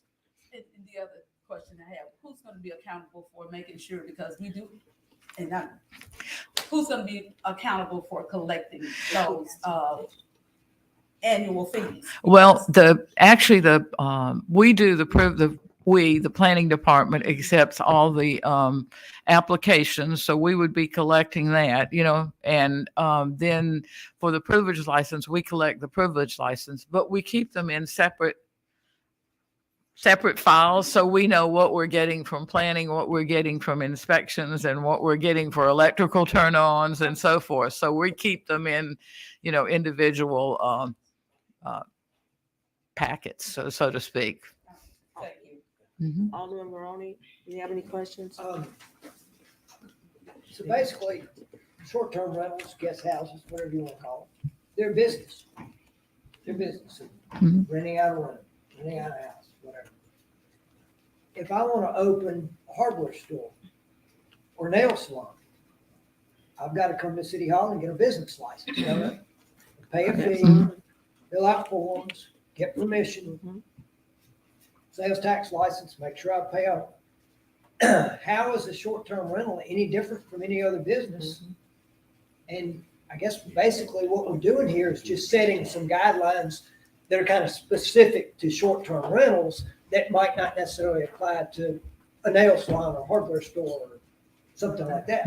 But it's basically just a method of applying for a business license and making sure that everyone that's operating one of these is doing it. Everybody's level playing field, everybody's paying their taxes, everybody's following the same rules, safety rules, parking regulations, that sort of thing, so as to minimize disturbance to neighborhoods. All these things, of course, the occupancy fee, that's being paid by B&Bs, hotels.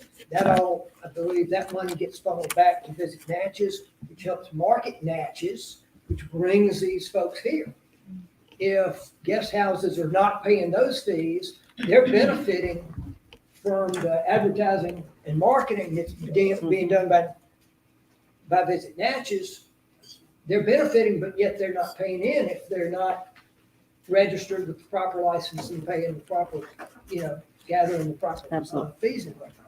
So Thank you, it just Mr. seems Malone. like it's not really that much different from No. any other business. You gotta get a business Making it license, and this is equitable what for it is to everyone, do. and we applaud those who are following our codes, our development codes, and our state laws, and it's to bring those into compliance who aren't. Thank you, Ms. Legault. Thank you, board. Now, for anyone who wants to speak, you have 3 minutes. You have 3 minutes, and if you want to speak, please go to the podium and sign your name and your address. Thank you. Anyone? Yes, sir. Where do I sign my name? We'll We'll get it later. All right. We had a piece of paper up there for Okay. us. I'm a Natchezian. I've been here 4 years, not born here. What's your name, sir? Matthew Adams. So I own it. We just need his name and address. Sorry? What's your Airbnb on? Yes. We need his name and address. I'm getting there. Thank you, sir. Name's Matthew Adams, address 214 Linton Avenue. I've had we bought the house originally from my stepfather, who was in the area. We've been visiting since 2005. We bought it with the intention of doing a B&B, a traditional B&B, although we wanted to do it light. And there's some questions I have about that. I would request that the ordinance clearly distinguish between a traditional B&B versus a short-term rental. It seems to me that a traditional B&B has rooms individually rented and prepared breakfast served. We were doing a continental breakfast, fruits, pastries, and they can make their own coffee. Okay, so I don't know if that's a B&B or not. We've had our permit, we've had our privilege license every year. Even though we shut down for COVID in early 2020, we continue to pay our privilege license every year. In fact, we just paid it today again to renew through September of 2024. We go Airbnb, VRBO, they all pay the taxes, okay? I read through the ordinance very carefully. I haven't seen the new version from Frankie yet, so I gave her very specific feedback. A couple of things I wanted to point out. They don't really need to be discussed. I just would like for you to consider these points. The first is the ordinance says that the property manager has to be an Adams County resident. Yes. I disagree with that. It should be within a certain radius of the Airbnb or of the short-term rental. The next one is that if you want the exact sections of the ordinance, I addressed those in the email to Frankie and the mayor. Any existing permit holders and privilege license holders should be grandfathered in without fee. Let's see. I'm just trying to get to the big ones because my time is limited. The definition of events and parties, there's a reference to those two terms in the ordinance. I would encourage you to define that as in terms of number of bodies in addition to the allowable number of guests in the property. If you're above a certain amount, that constitute an event or party. The rate for permits and licenses for additional units, or I think you called them dwellings, on the property should be at a reduced rate after the first one.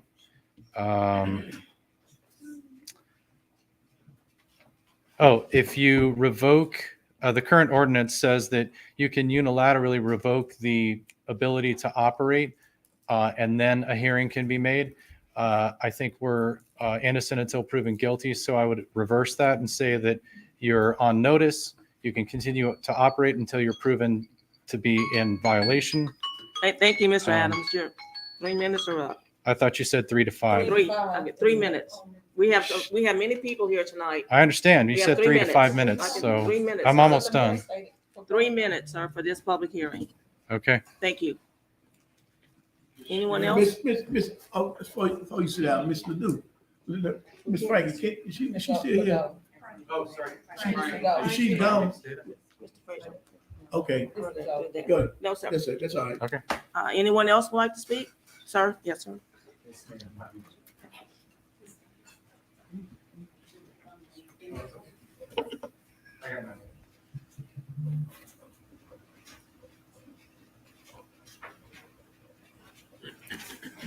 My name is David Bourgeois. My wife and I bought a second home here as a vacation home. We live in Louisiana, an hour away. We've been operating an Airbnb for 2 years now. We have put lots of improvement into our home. We've taken the proceeds, the profits, and put it into the home. The home's in beautiful condition. I mean, 507 South Canal Street. So we have put a lot of work into the home. The home is beautiful. I mean, we pay our taxes. We own Verbo. We own Airbnb. I have confirmed that they have paid the taxes both years. I mean, my wife and I do not live here full time because I work at a refinery in New Orleans and we live in Zachary. So we're about an hour away. When I have guests over, I have spoken with my neighbors, Bubba McNabb, who owns Pigs Out In, And my other neighbor, they have my cell phone number. And I've advised them if they ever have any issue with any of our guests, to please give me a call. And I can be there in an hour, and I would send them packing that night. I have never had an issue. And I just want to continue operating safely like we have. We have fire extinguishers, carbon monoxide detectors. We have doors for every bedroom in and out. And I mean, we have Wi-Fi. And we basically, when people check in, they take a key, they unlock a metal door, and they punch in a code and they're in. And I make them basically tell me when they check in, when they check out. My wife and I do all the cleaning on the home ourselves, the yard cutting. So we're very hands-on owners, very responsible. We love Natchez. I mean, we had our honeymoon here 10 years ago, and we bought this home, like I said, as a second vacation home. When I retire, when I'm 65, I'm gonna sell that home in Louisiana and probably move to Natchez and become a citizen. But I would love for y'all to consider anyone close, even if they live in Louisiana, to still be able to operate. Because we have put a lot of, I can say, guts, sweat into that old house. We're proud of it. It's furnished beautifully. And every guest that comes to Natchez says, we have it full of antiques, Louisiana antiques. When they come to Natchez, they say, I felt like I stayed in one of the old mansions here. And I'm in a 1,200 square foot cottage. But I mean, the home's well maintained. And if my neighbors ever have an issue, they have my cell phone number. And heaven forbids they have to call me at midnight because someone's unruly. That's all I have to say. And like I said, please consider letting Thank you, people Mr. who Manager. live close Thank you. operate. Thank you. Absolutely. Thank you. Yes, ma'am.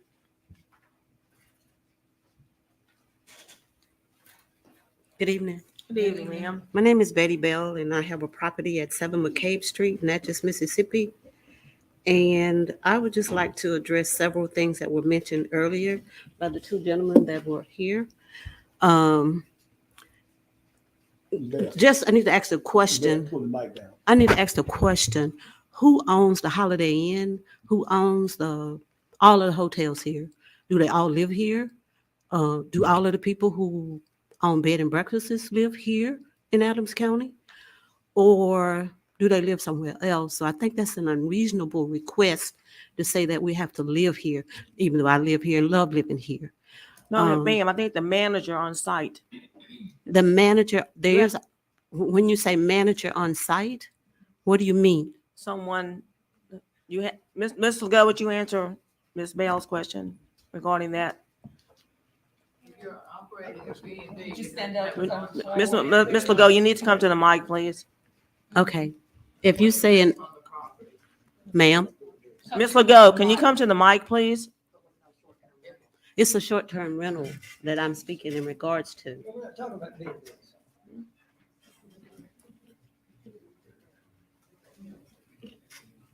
Her question is, will you explain what a manager on site is? If you operate a bed and breakfast, you need either the owner of the property to live in the property, or you need somebody who's an on-site manager.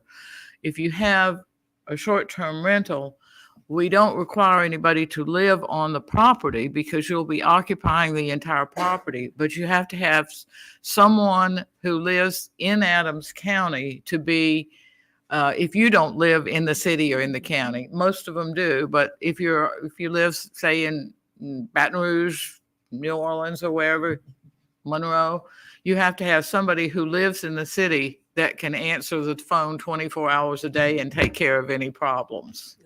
I just need a clarification because it was said that you have to actually live here. No, not for a short-term rental. Okay. No, okay. All right. Thank you. Because the entire property would be rented by the individual, but you have to have somebody. Okay. That can answer the Thank you for Thank that you, Ms. clarification. One other thing, Airbnb is the company that I work with, and they are very stringent in their rules, making sure that the taxes are paid, and also taking care of all of the things that you mentioned earlier. And I would also like to recommend, I did some research before coming here. Gulfport and Biloxi, especially Gulfport, has an excellent audience that you might want to look at for Natchez because it is in the state of Mississippi and not in the state of Louisiana. Thank you. Thank you, Ms. Bell. Anyone else like to? Yes, ma'am? Oh, wait, I think she had her hand up first.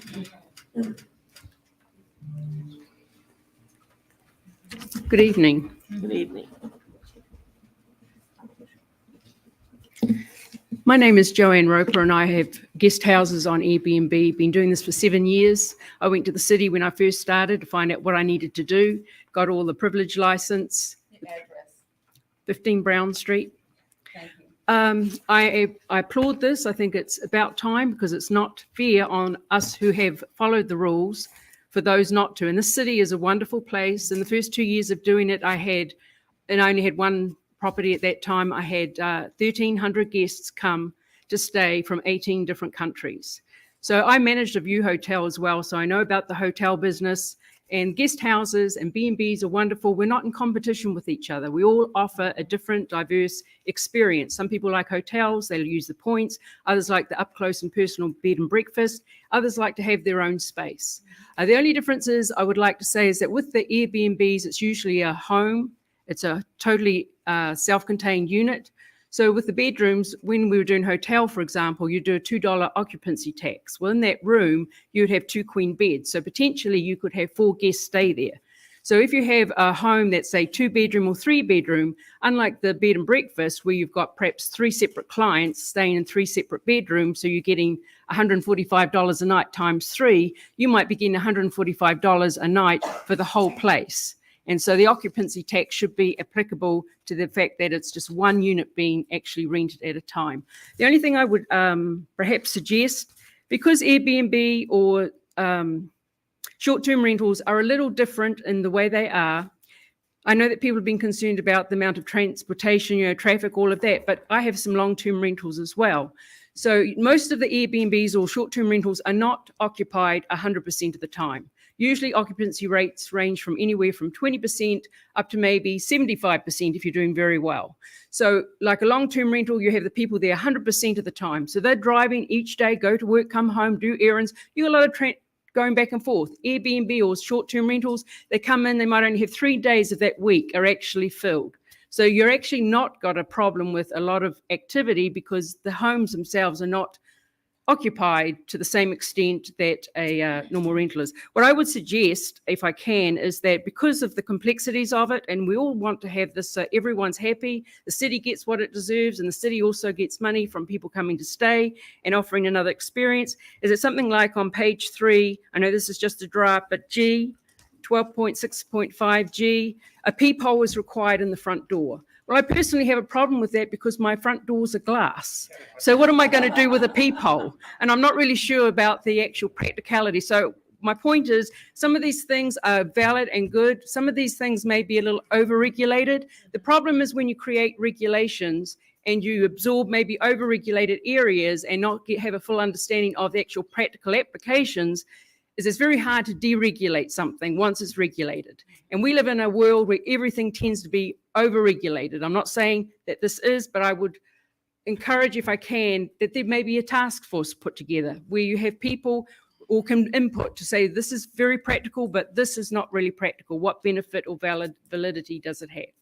So, thank you. Thank you so much, Ms. Roper. Ms. Hampton, rather.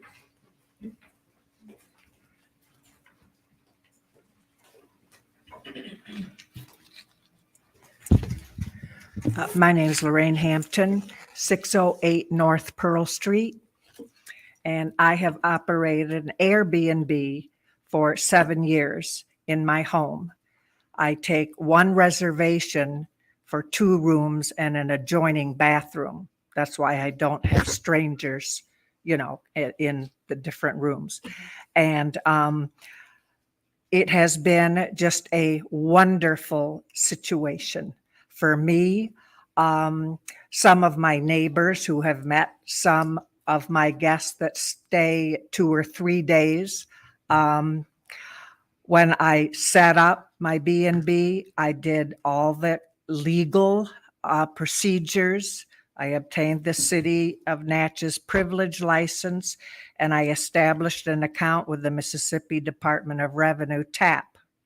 And I paid a $500 deposit to do that. Now, there came a time, it was probably 3 years in, that Airbnb sent me a letter that they would be paying sales and occupancy taxes.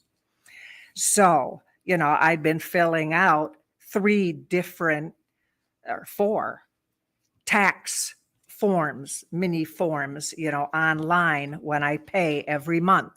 The system is a little complicated, but once you know it, easy peasy to handle. Well, I called the state and they said Airbnb pays state sales taxes and occupancy. They did not pay, and I still pay personally through my Airbnb the local taxes. So there isn't an overage or something that the state sends down. No, I think they keep all that. I pay the local taxes myself.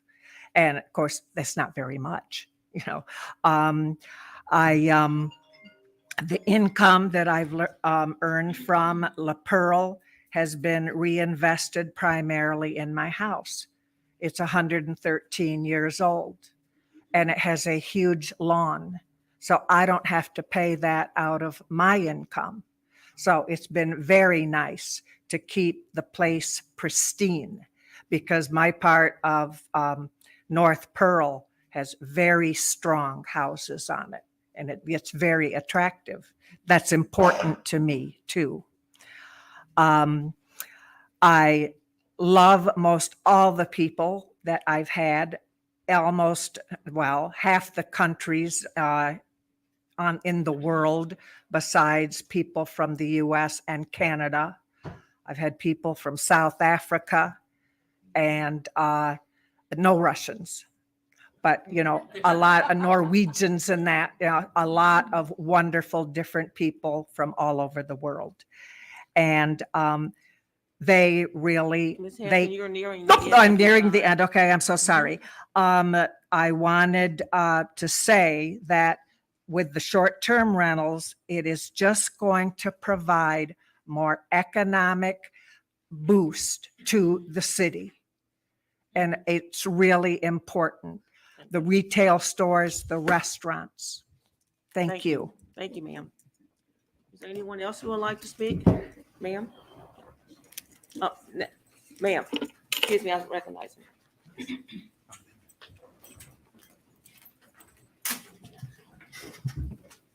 Heather Cunningham, 32 Cemetery Road, the King's Daughters Bed and Breakfast. I'd like to speak to diversity of how many units are going in certain neighborhoods. I understand that that's something that you're kind of thinking about. I also understand the pride everyone has in their properties in Natchez, and I do understand that every single person that's been up here has really expressed being able to have a beautiful property that other people enjoy, and that benefits Natchez very much. I do think as a bed and breakfast owner, we are completely different entities. And I would definitely like that to be reflected in the ordinances. I read both of the ordinance through front to back, both my bed and breakfast ordinance and the ordinance for short-term rentals. I would say that I pay $100 every year for my renewal, as opposed to paying $100 and then $50 less. That doesn't really matter to me too much, but I am paying more to be a bed and breakfast. I feel like I'm offering more services for that as well. But I live in a beautiful neighborhood up on the bluff that's a rarity here. And I've been there 2 years. I have done a lot of improvements to my property as well. And thank you for allowing me to do that. But I literally have 4 short-term rentals right next to me. And the very nice neighbor that I have now is selling her home, and it is going to turn into a short-term rental as well. So I have 2 cottages that are at the front of the street, short-term rentals. 2 cottages on the bluff, short-term rentals. I have a girlfriend with a residence, and then another short-term rental. Short-term rentals are good as long as they are managed correctly. And I understand that the folks here are probably doing that very well. I personally do not have a problem with someone living in Adams County and taking care of their property, because I know if they live here, they can be there in short order to take care of a problem. The gentleman that owns these properties, he owns all of them. His generator runs on and off all the time. It echoes through the valley of the Mississippi River right there. He has people smoke pot next to me on his bluff all the time. You know, I pick up beer cans in the front yard. Trash cans are never pulled to the end of the driveway. He doesn't live here. He lives in Washington State. That's a long way. His website, it's a number of a lady that lives here in Natchez, but she has nothing to do with the bed and breakfast, or she used to be an employee and she's really mad at him, one of the two. So, you know, I think that we absolutely need regulation. I am all for that. Maybe some tweaking to what Frankie's proposed. But please don't feel like we shouldn't have this. It's critical that we do, and that they be held to at least the standards of the bed and breakfasts. So fire extinguishers and business license and all that. And that's all I have to say. Thank you very much. Thank you. Bam on the.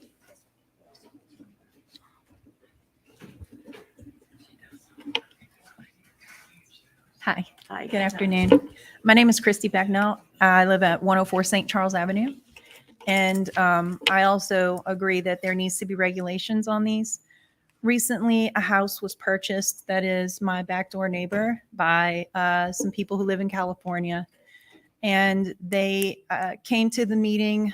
They were asked to give a new application. They applied for a bed and breakfast, but what they really needed was a short-term rental. And they were asked to meet with the planner.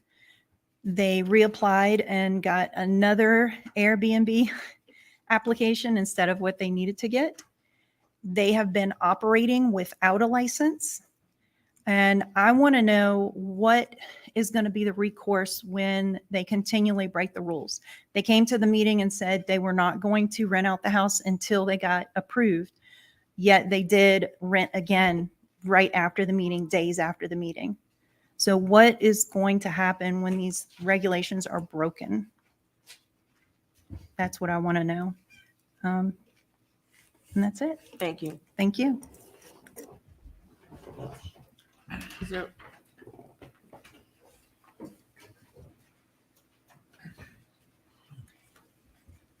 My name is John Rollins. I live at 28 Homachito Street. In the 9 years that we've been in this location, the house next door has become, I guess now, grandfathered into the system. And so I speak to you on behalf of the neighbors, of the residents. The house next door to me has 5 bedrooms, and so that means 12 people. There have been more than 12 people, as you might expect. There's usually been as many cars as there are people, or at least as many cars as there are bedrooms, for which there's not adequate parking space. The people come to town, they come to have a party, they have events. We've had elaborate events, we've had nice quiet events, but it changes the whole. I bought a home in a neighborhood and it's becoming a commercial event. I'm not disrespecting everybody's right to their property, but I'm asking you, as the folks who are responsible for looking over us, to take into account noise with some kind of a measure like decibels, hours, and by the clock, that sort of thing. Parking. We happen to have a sort of alleyway street. It's very often is completely blocked. That's a fire alley or fire way, as I understand it. Yeah. And so I just ask you to take all of those things into account. I have not had the occasion to read the regulations, so if I am asking you to look at things that have already been addressed, I apologize. Most people come, they're just nice folks. They're here. They're enthusiastic. Sometimes they have some extravagant parties and so forth. But we have zoning. I live in a residential area. This exercise of property rights is sort of changing, making zoning irrelevant, because it's my next door neighbor is as you said, Mr. Maroney, it's a business. And that wasn't, as I understood it in zoning, that wasn't what R1 was supposed to be. I'm just saying, take that into account, that this whole regulation has consequences for other people that live around it whose interests are there. That's all. Thank you, sir. Yes, sir.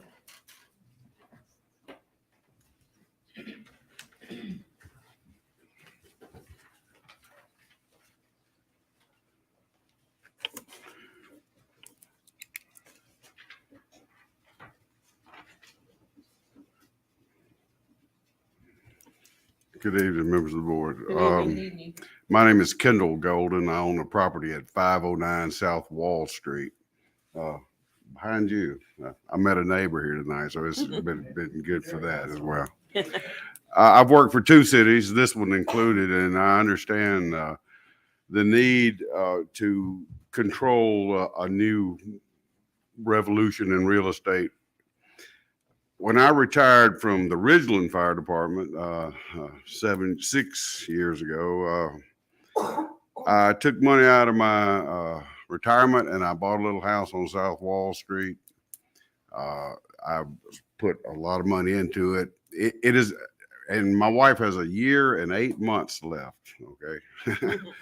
So we've been using, we come here for our vacation. So we didn't want to rent it to someone full time. We wanted to do enough. It's taking care of the taxes, the insurance, the utilities, and projects. I'm fixing windows down here this week, painting. I fixed the steps last time. I live in Ridgeland. I've been managing the property myself. I've been doing the cleanup. I've had people here, but they found other things to do. And so whenever I book it, and I only use Airbnb and VRBO because they are organized and they pay the taxes and they sync their calendars together. But whenever I book, I get an idea of who's coming, and I've got a 2-bedroom and I only have 4 people. The only time I've gotten in trouble is when I let relatives stay there free and they fill the house up. But for our guests, we've had some great guests here in Natchez, and I think my property is well suited. And for the gentleman, I understand the neighborhood issues, but I think it is well suited for that. I have been answering calls for 35 years in the middle of the night all the time. I came this February, a guest didn't have a bath mat, and I drove 2 hours down here and I got him a bath mat and I changed his water filter in the refrigerator. And I figured that, like I said, I'm booking, I block it a day or so before and a day or so after. So I'll be there, be able to get things straight and ready for the next person. I feel like if I needed to be here any quicker, they really need 911. And I hope that you'll consider this.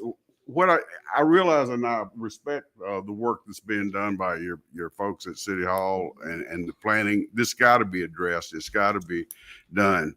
But what I just don't want you to paint yourself or us into a corner where, you know, we're in the bind. The only time I've ever let any rules slip in my house is whenever we've had a hurricane and people wanted to bring their dogs or smaller children, and I've done that. But I appreciate what you're doing. I just hope you do give consideration that if there are no complaints about someone, hopefully, you know, we can expand our, you know, I could probably find somebody to give you a name, but I'm going to answer those 24 hours a day. And I, I may call somebody down here if I need somebody to help, but I will be. Thank you, doing sir. it. Thank you. Is there anyone else who would like?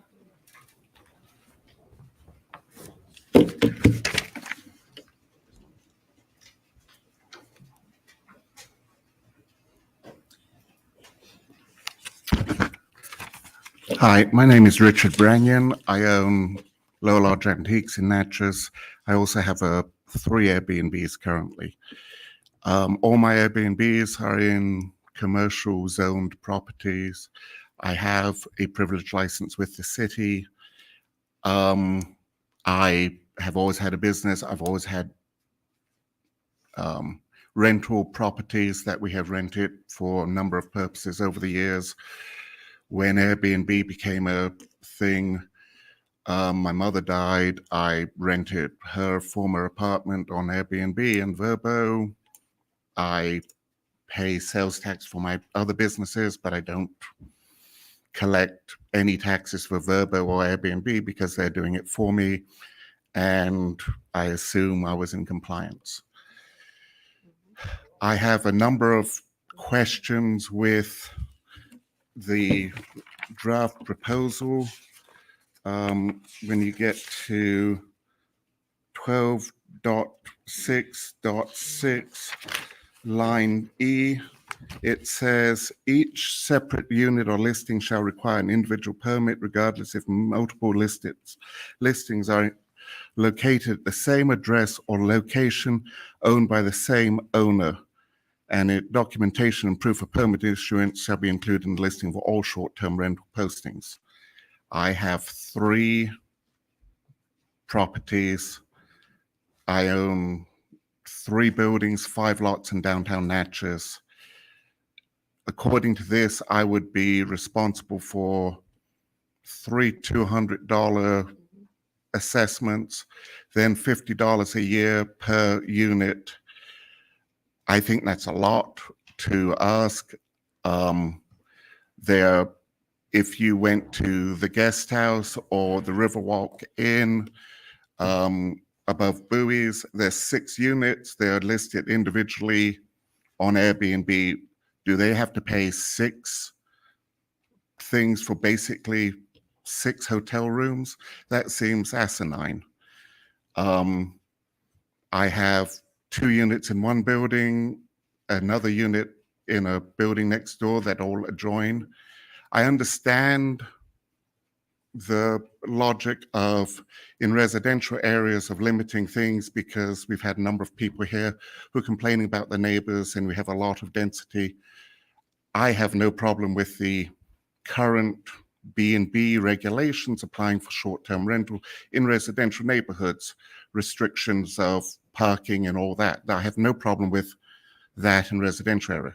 I also am unusual in a commercial area that I have off-street parking for all my units because I own 5 empty lots or 3 empty, I don't know. I own a lot of empty lots. But I have off-street parking. I have restored buildings. I try and do a good job and I have good ratings on Airbnb and I've been doing it for a number of years and I'm trying to be compliant, but I do have questions on some of the details. I also have glass doors, which again, putting a peephole in might be difficult, but there's a few little things, but I just wanted to say, there's a difference between commercial properties and I have, I probably should be careful, but I have a property that is downstairs that was a residence, has been a residence for over 20 years, which according to this is non-compliant. I don't know if I'm grandfathered in, but I have 2 properties that with this as written, I'm not compliant. Thank you, Mr. Branson. Speak to the attorney and Ms. Legault at your discretion and convenience. Yes, sir.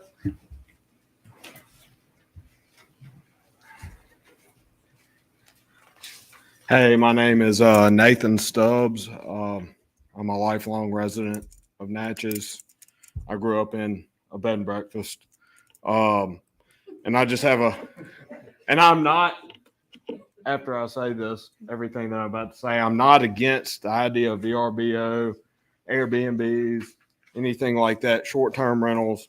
But I do know that we have a hard time in Natchez regulating what we have already.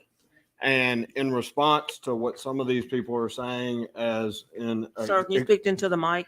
in response to what several of these people are saying about excessive fees and stuff like that, I think there's an article that was written that says that there was 100 of these advertised right now, and 19 are in compliance that she could find. That means that we already have a pretty big problem of policing the situation as it is right now. Like this lady said right here, there are people that have been to this meeting trying to get permits to run a business. They have been denied. They've been told to go apply for a different type of permit, but they're just still operating. And my problem with this whole thing is that we need the money, because this is going to need to be somebody's full-time job. And that needs to be, there's no way, the city of Natchez does not have the personnel right now to police this scenario or to review all of these permits properly. And that's I think y'all need to take that into consideration. And I think $200 might not be enough. Thanks. Thank you, Mr. Stubbs. Is there anyone else who would like to speak? Yes, ma'am. Oh, Somebody else. we're still in public hearing.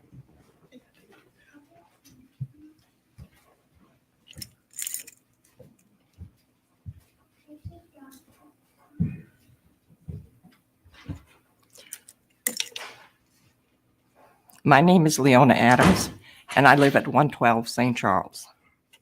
And I've been here before the council before and asked that you take into consideration those of us who are property owners, not bed and breakfast, just people who live here. All right? I would have to probably suggest that you take the time to talk to all of these good people who have had their businesses here, and to work with them to see that they can still maintain what they have, but that you take into consideration the rest of us who live here. These short-term rentals and these B&Bs have been popping up like mushrooms lately. There needs to be some control. All of downtown has become just rentals. And now it's starting to, I'm at the very end. I'm on St. Charles Street, so I'm at the very end of what's considered the downtown. And so is all of that area supposed to become commercial? And the rest of us who live there have to go somewhere else in houses that were built in the 70s or in the 80s? Please take into consideration that this needs to slow down. Work with the people that already have their permits to see that they can still run their businesses as they should. But please stop having so much of this imposed on the rest of us who bought here to simply live here in peace. Thank you. Thank you, ma'am. Is there anyone else who would like to speak? Sir? Wait, Yeah, I it's think your he had hand. his- yeah, let him speak first.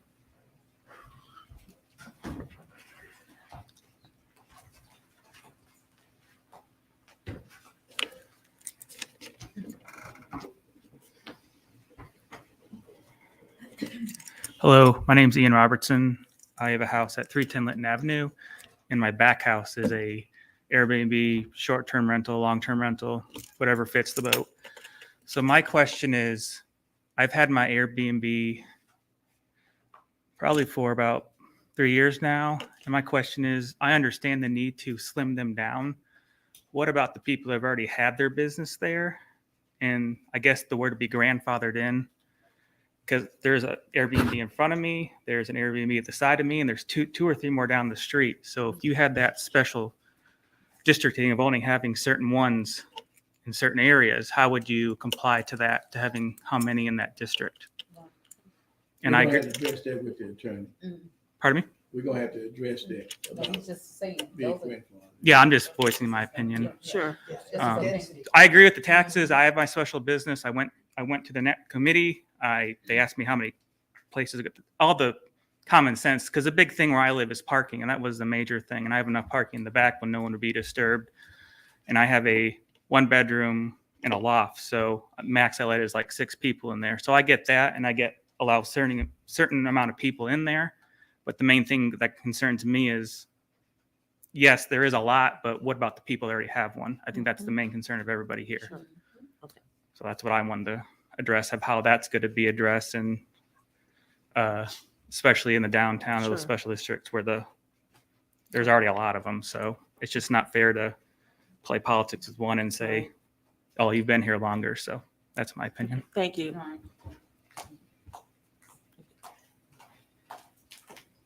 Again, Matthew Adams, 214 Linton Avenue. The one thing I just wanted to emphasize that I think the requirement for having an Adams County resident for a short-term rental is onerous because we have a great property manager from Vidalia. And there are places in Adams County that are way more than 15 minutes to get to my house than Vidalia. So I just think that requirement of the Adams County resident is, I just think it's unreasonable. I think the reasonable metric should be the radius around your rental in terms of time or distance. And I guess while I have the podium, I do support the regulation. I think everybody here is pretty much trying to be in compliance and doing the right thing. Unfortunately, people that aren't are probably not here. I don't know. But the other thing that I wanted to point out, I'm not a legal expert, Attorney Callaway, but I have read that some municipalities, when they try to limit the number of Airbnbs, run into legal troubles, and it ends up costing the city a lot more because people file suits saying you're preventing them from their right to property and happiness and all that. So I encourage the review of those cases before you finalize the ordinance, because I agree that there needs to be something. It seems to be that zoning law is the one thing, the one tool that the cities and counties have to prevent, I guess, the rampant spread. At some point, though, I don't know, maybe it's natural selection through the economy. Like if we get too many short-term rentals, they die off and become homes again.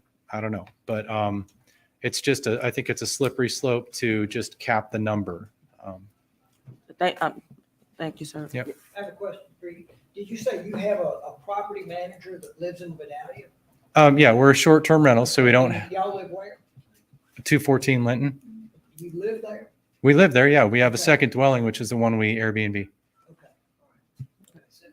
What I was just thinking about is for folks like you, you live in somewhere in Louisiana.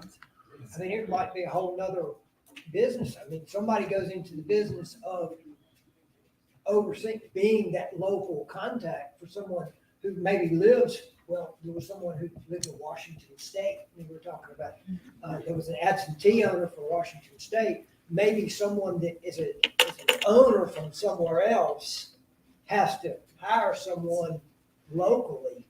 Well, to local. act as that management person, because it sounds like you've got somebody that looks out.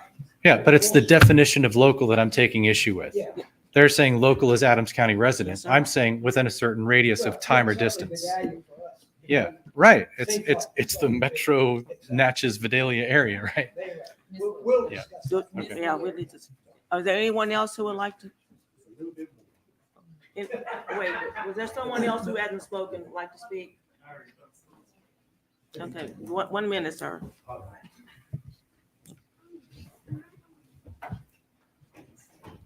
I also wanted to add that we do have off-street parking for 3 in a covered garage. So there's no impact to my neighbors or fellow citizens. And like I said, we've had an emergency in Natchez one time. Someone hit our retainer wall. and I was here in 1 hour. So if any of my guests have any emergencies or anything, I can be here in an hour. And that's all I have to say. Thank you, Mr. y'all. Bourgeois. Mr. Jordan, you have something to say? I thought you were, No, it's getting my pen ready. wait, Ms. Legault? Oh, I'm sorry, sir. My only question was the thing about the people. Sir, you have to go to the mic to speak. And then, I'd like to say that there are a number of people who do manage some of the short-term rentals here in Natchez. Some are associated with real estate agencies, and some just do it on, do it as a manager. So we do have a number of people that do that. So, thank you, Ms. and, Legault. and some of them actually have family here that their families provide it. For example, the person I was talking about before, who's from Monroe, her mother lives in town, and they're going to kind of tag team it, and she's going to come down. So, there's something like that.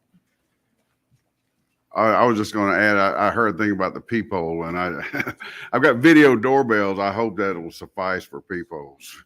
Thank you. Is there, Alderman Frazier? Let me say this. Everyone in here has a valid point, and I agree with most everybody in here. I love Airbnbs, and I think I know one young lady, and I personally had relatives stay at her Airbnb, and they really enjoyed it. I like to hear more from everyone in here. If you can text me a comment, because, like I said, I'm just being honest, this is all new to me, and I'm trying to figure it out for everyone in here, the best of everyone in here, because they talking about people, most of the people that I know from my experience own these old antebellum homes, they're not from Natchez anyway. They have property managers, so I don't have any problem with none of that. And we're not trying to run anybody out of business or nothing. We want to cooperate with everyone in here.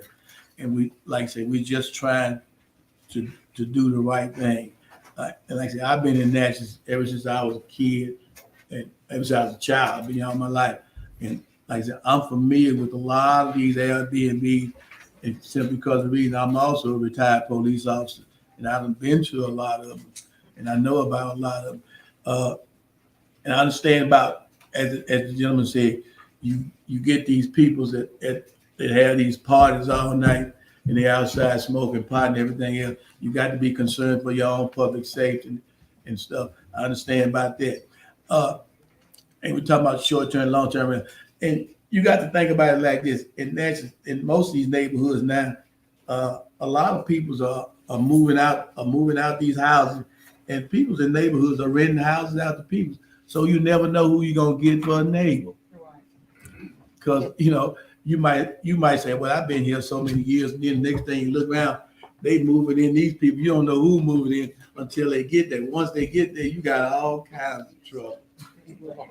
So I know what y'all going through, and I'm like me myself personally. I just like for text me at 601-446-2533. I like to hear some of y'all comments.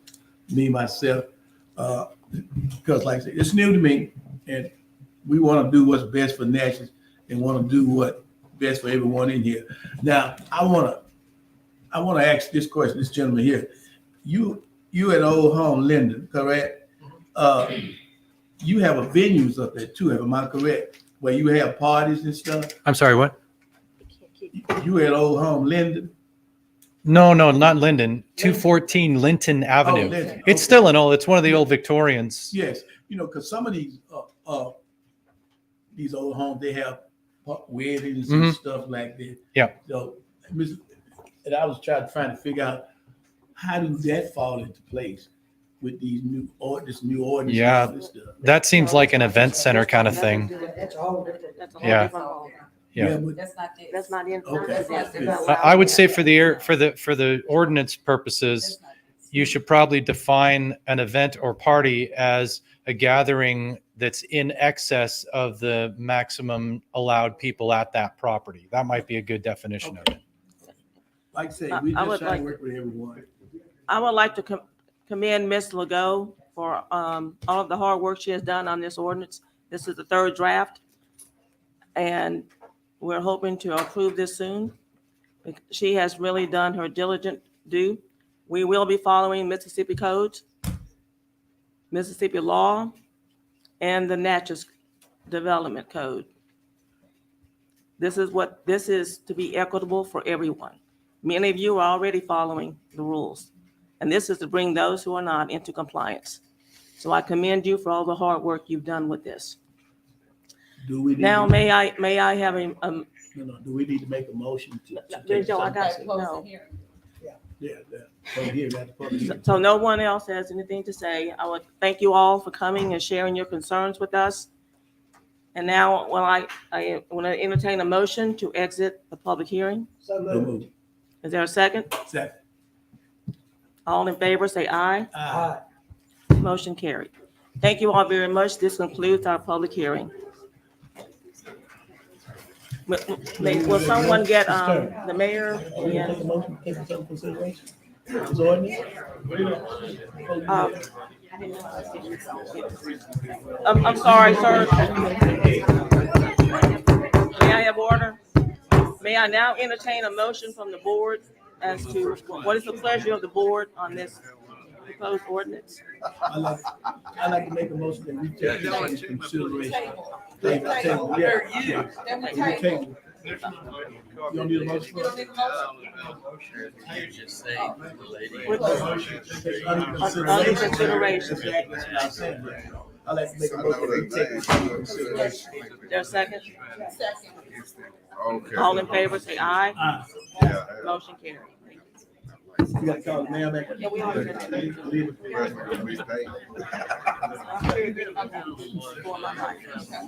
Ma'am, 601. 446. Thank you, Ms. Bell. Thank you. Dial it now. Yeah. Dial it now, ma'am. One piece of south. 4625.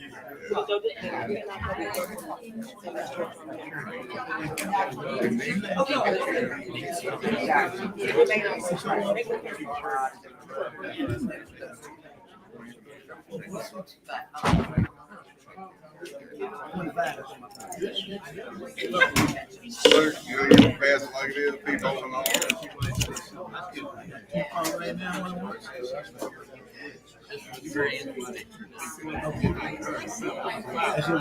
Well,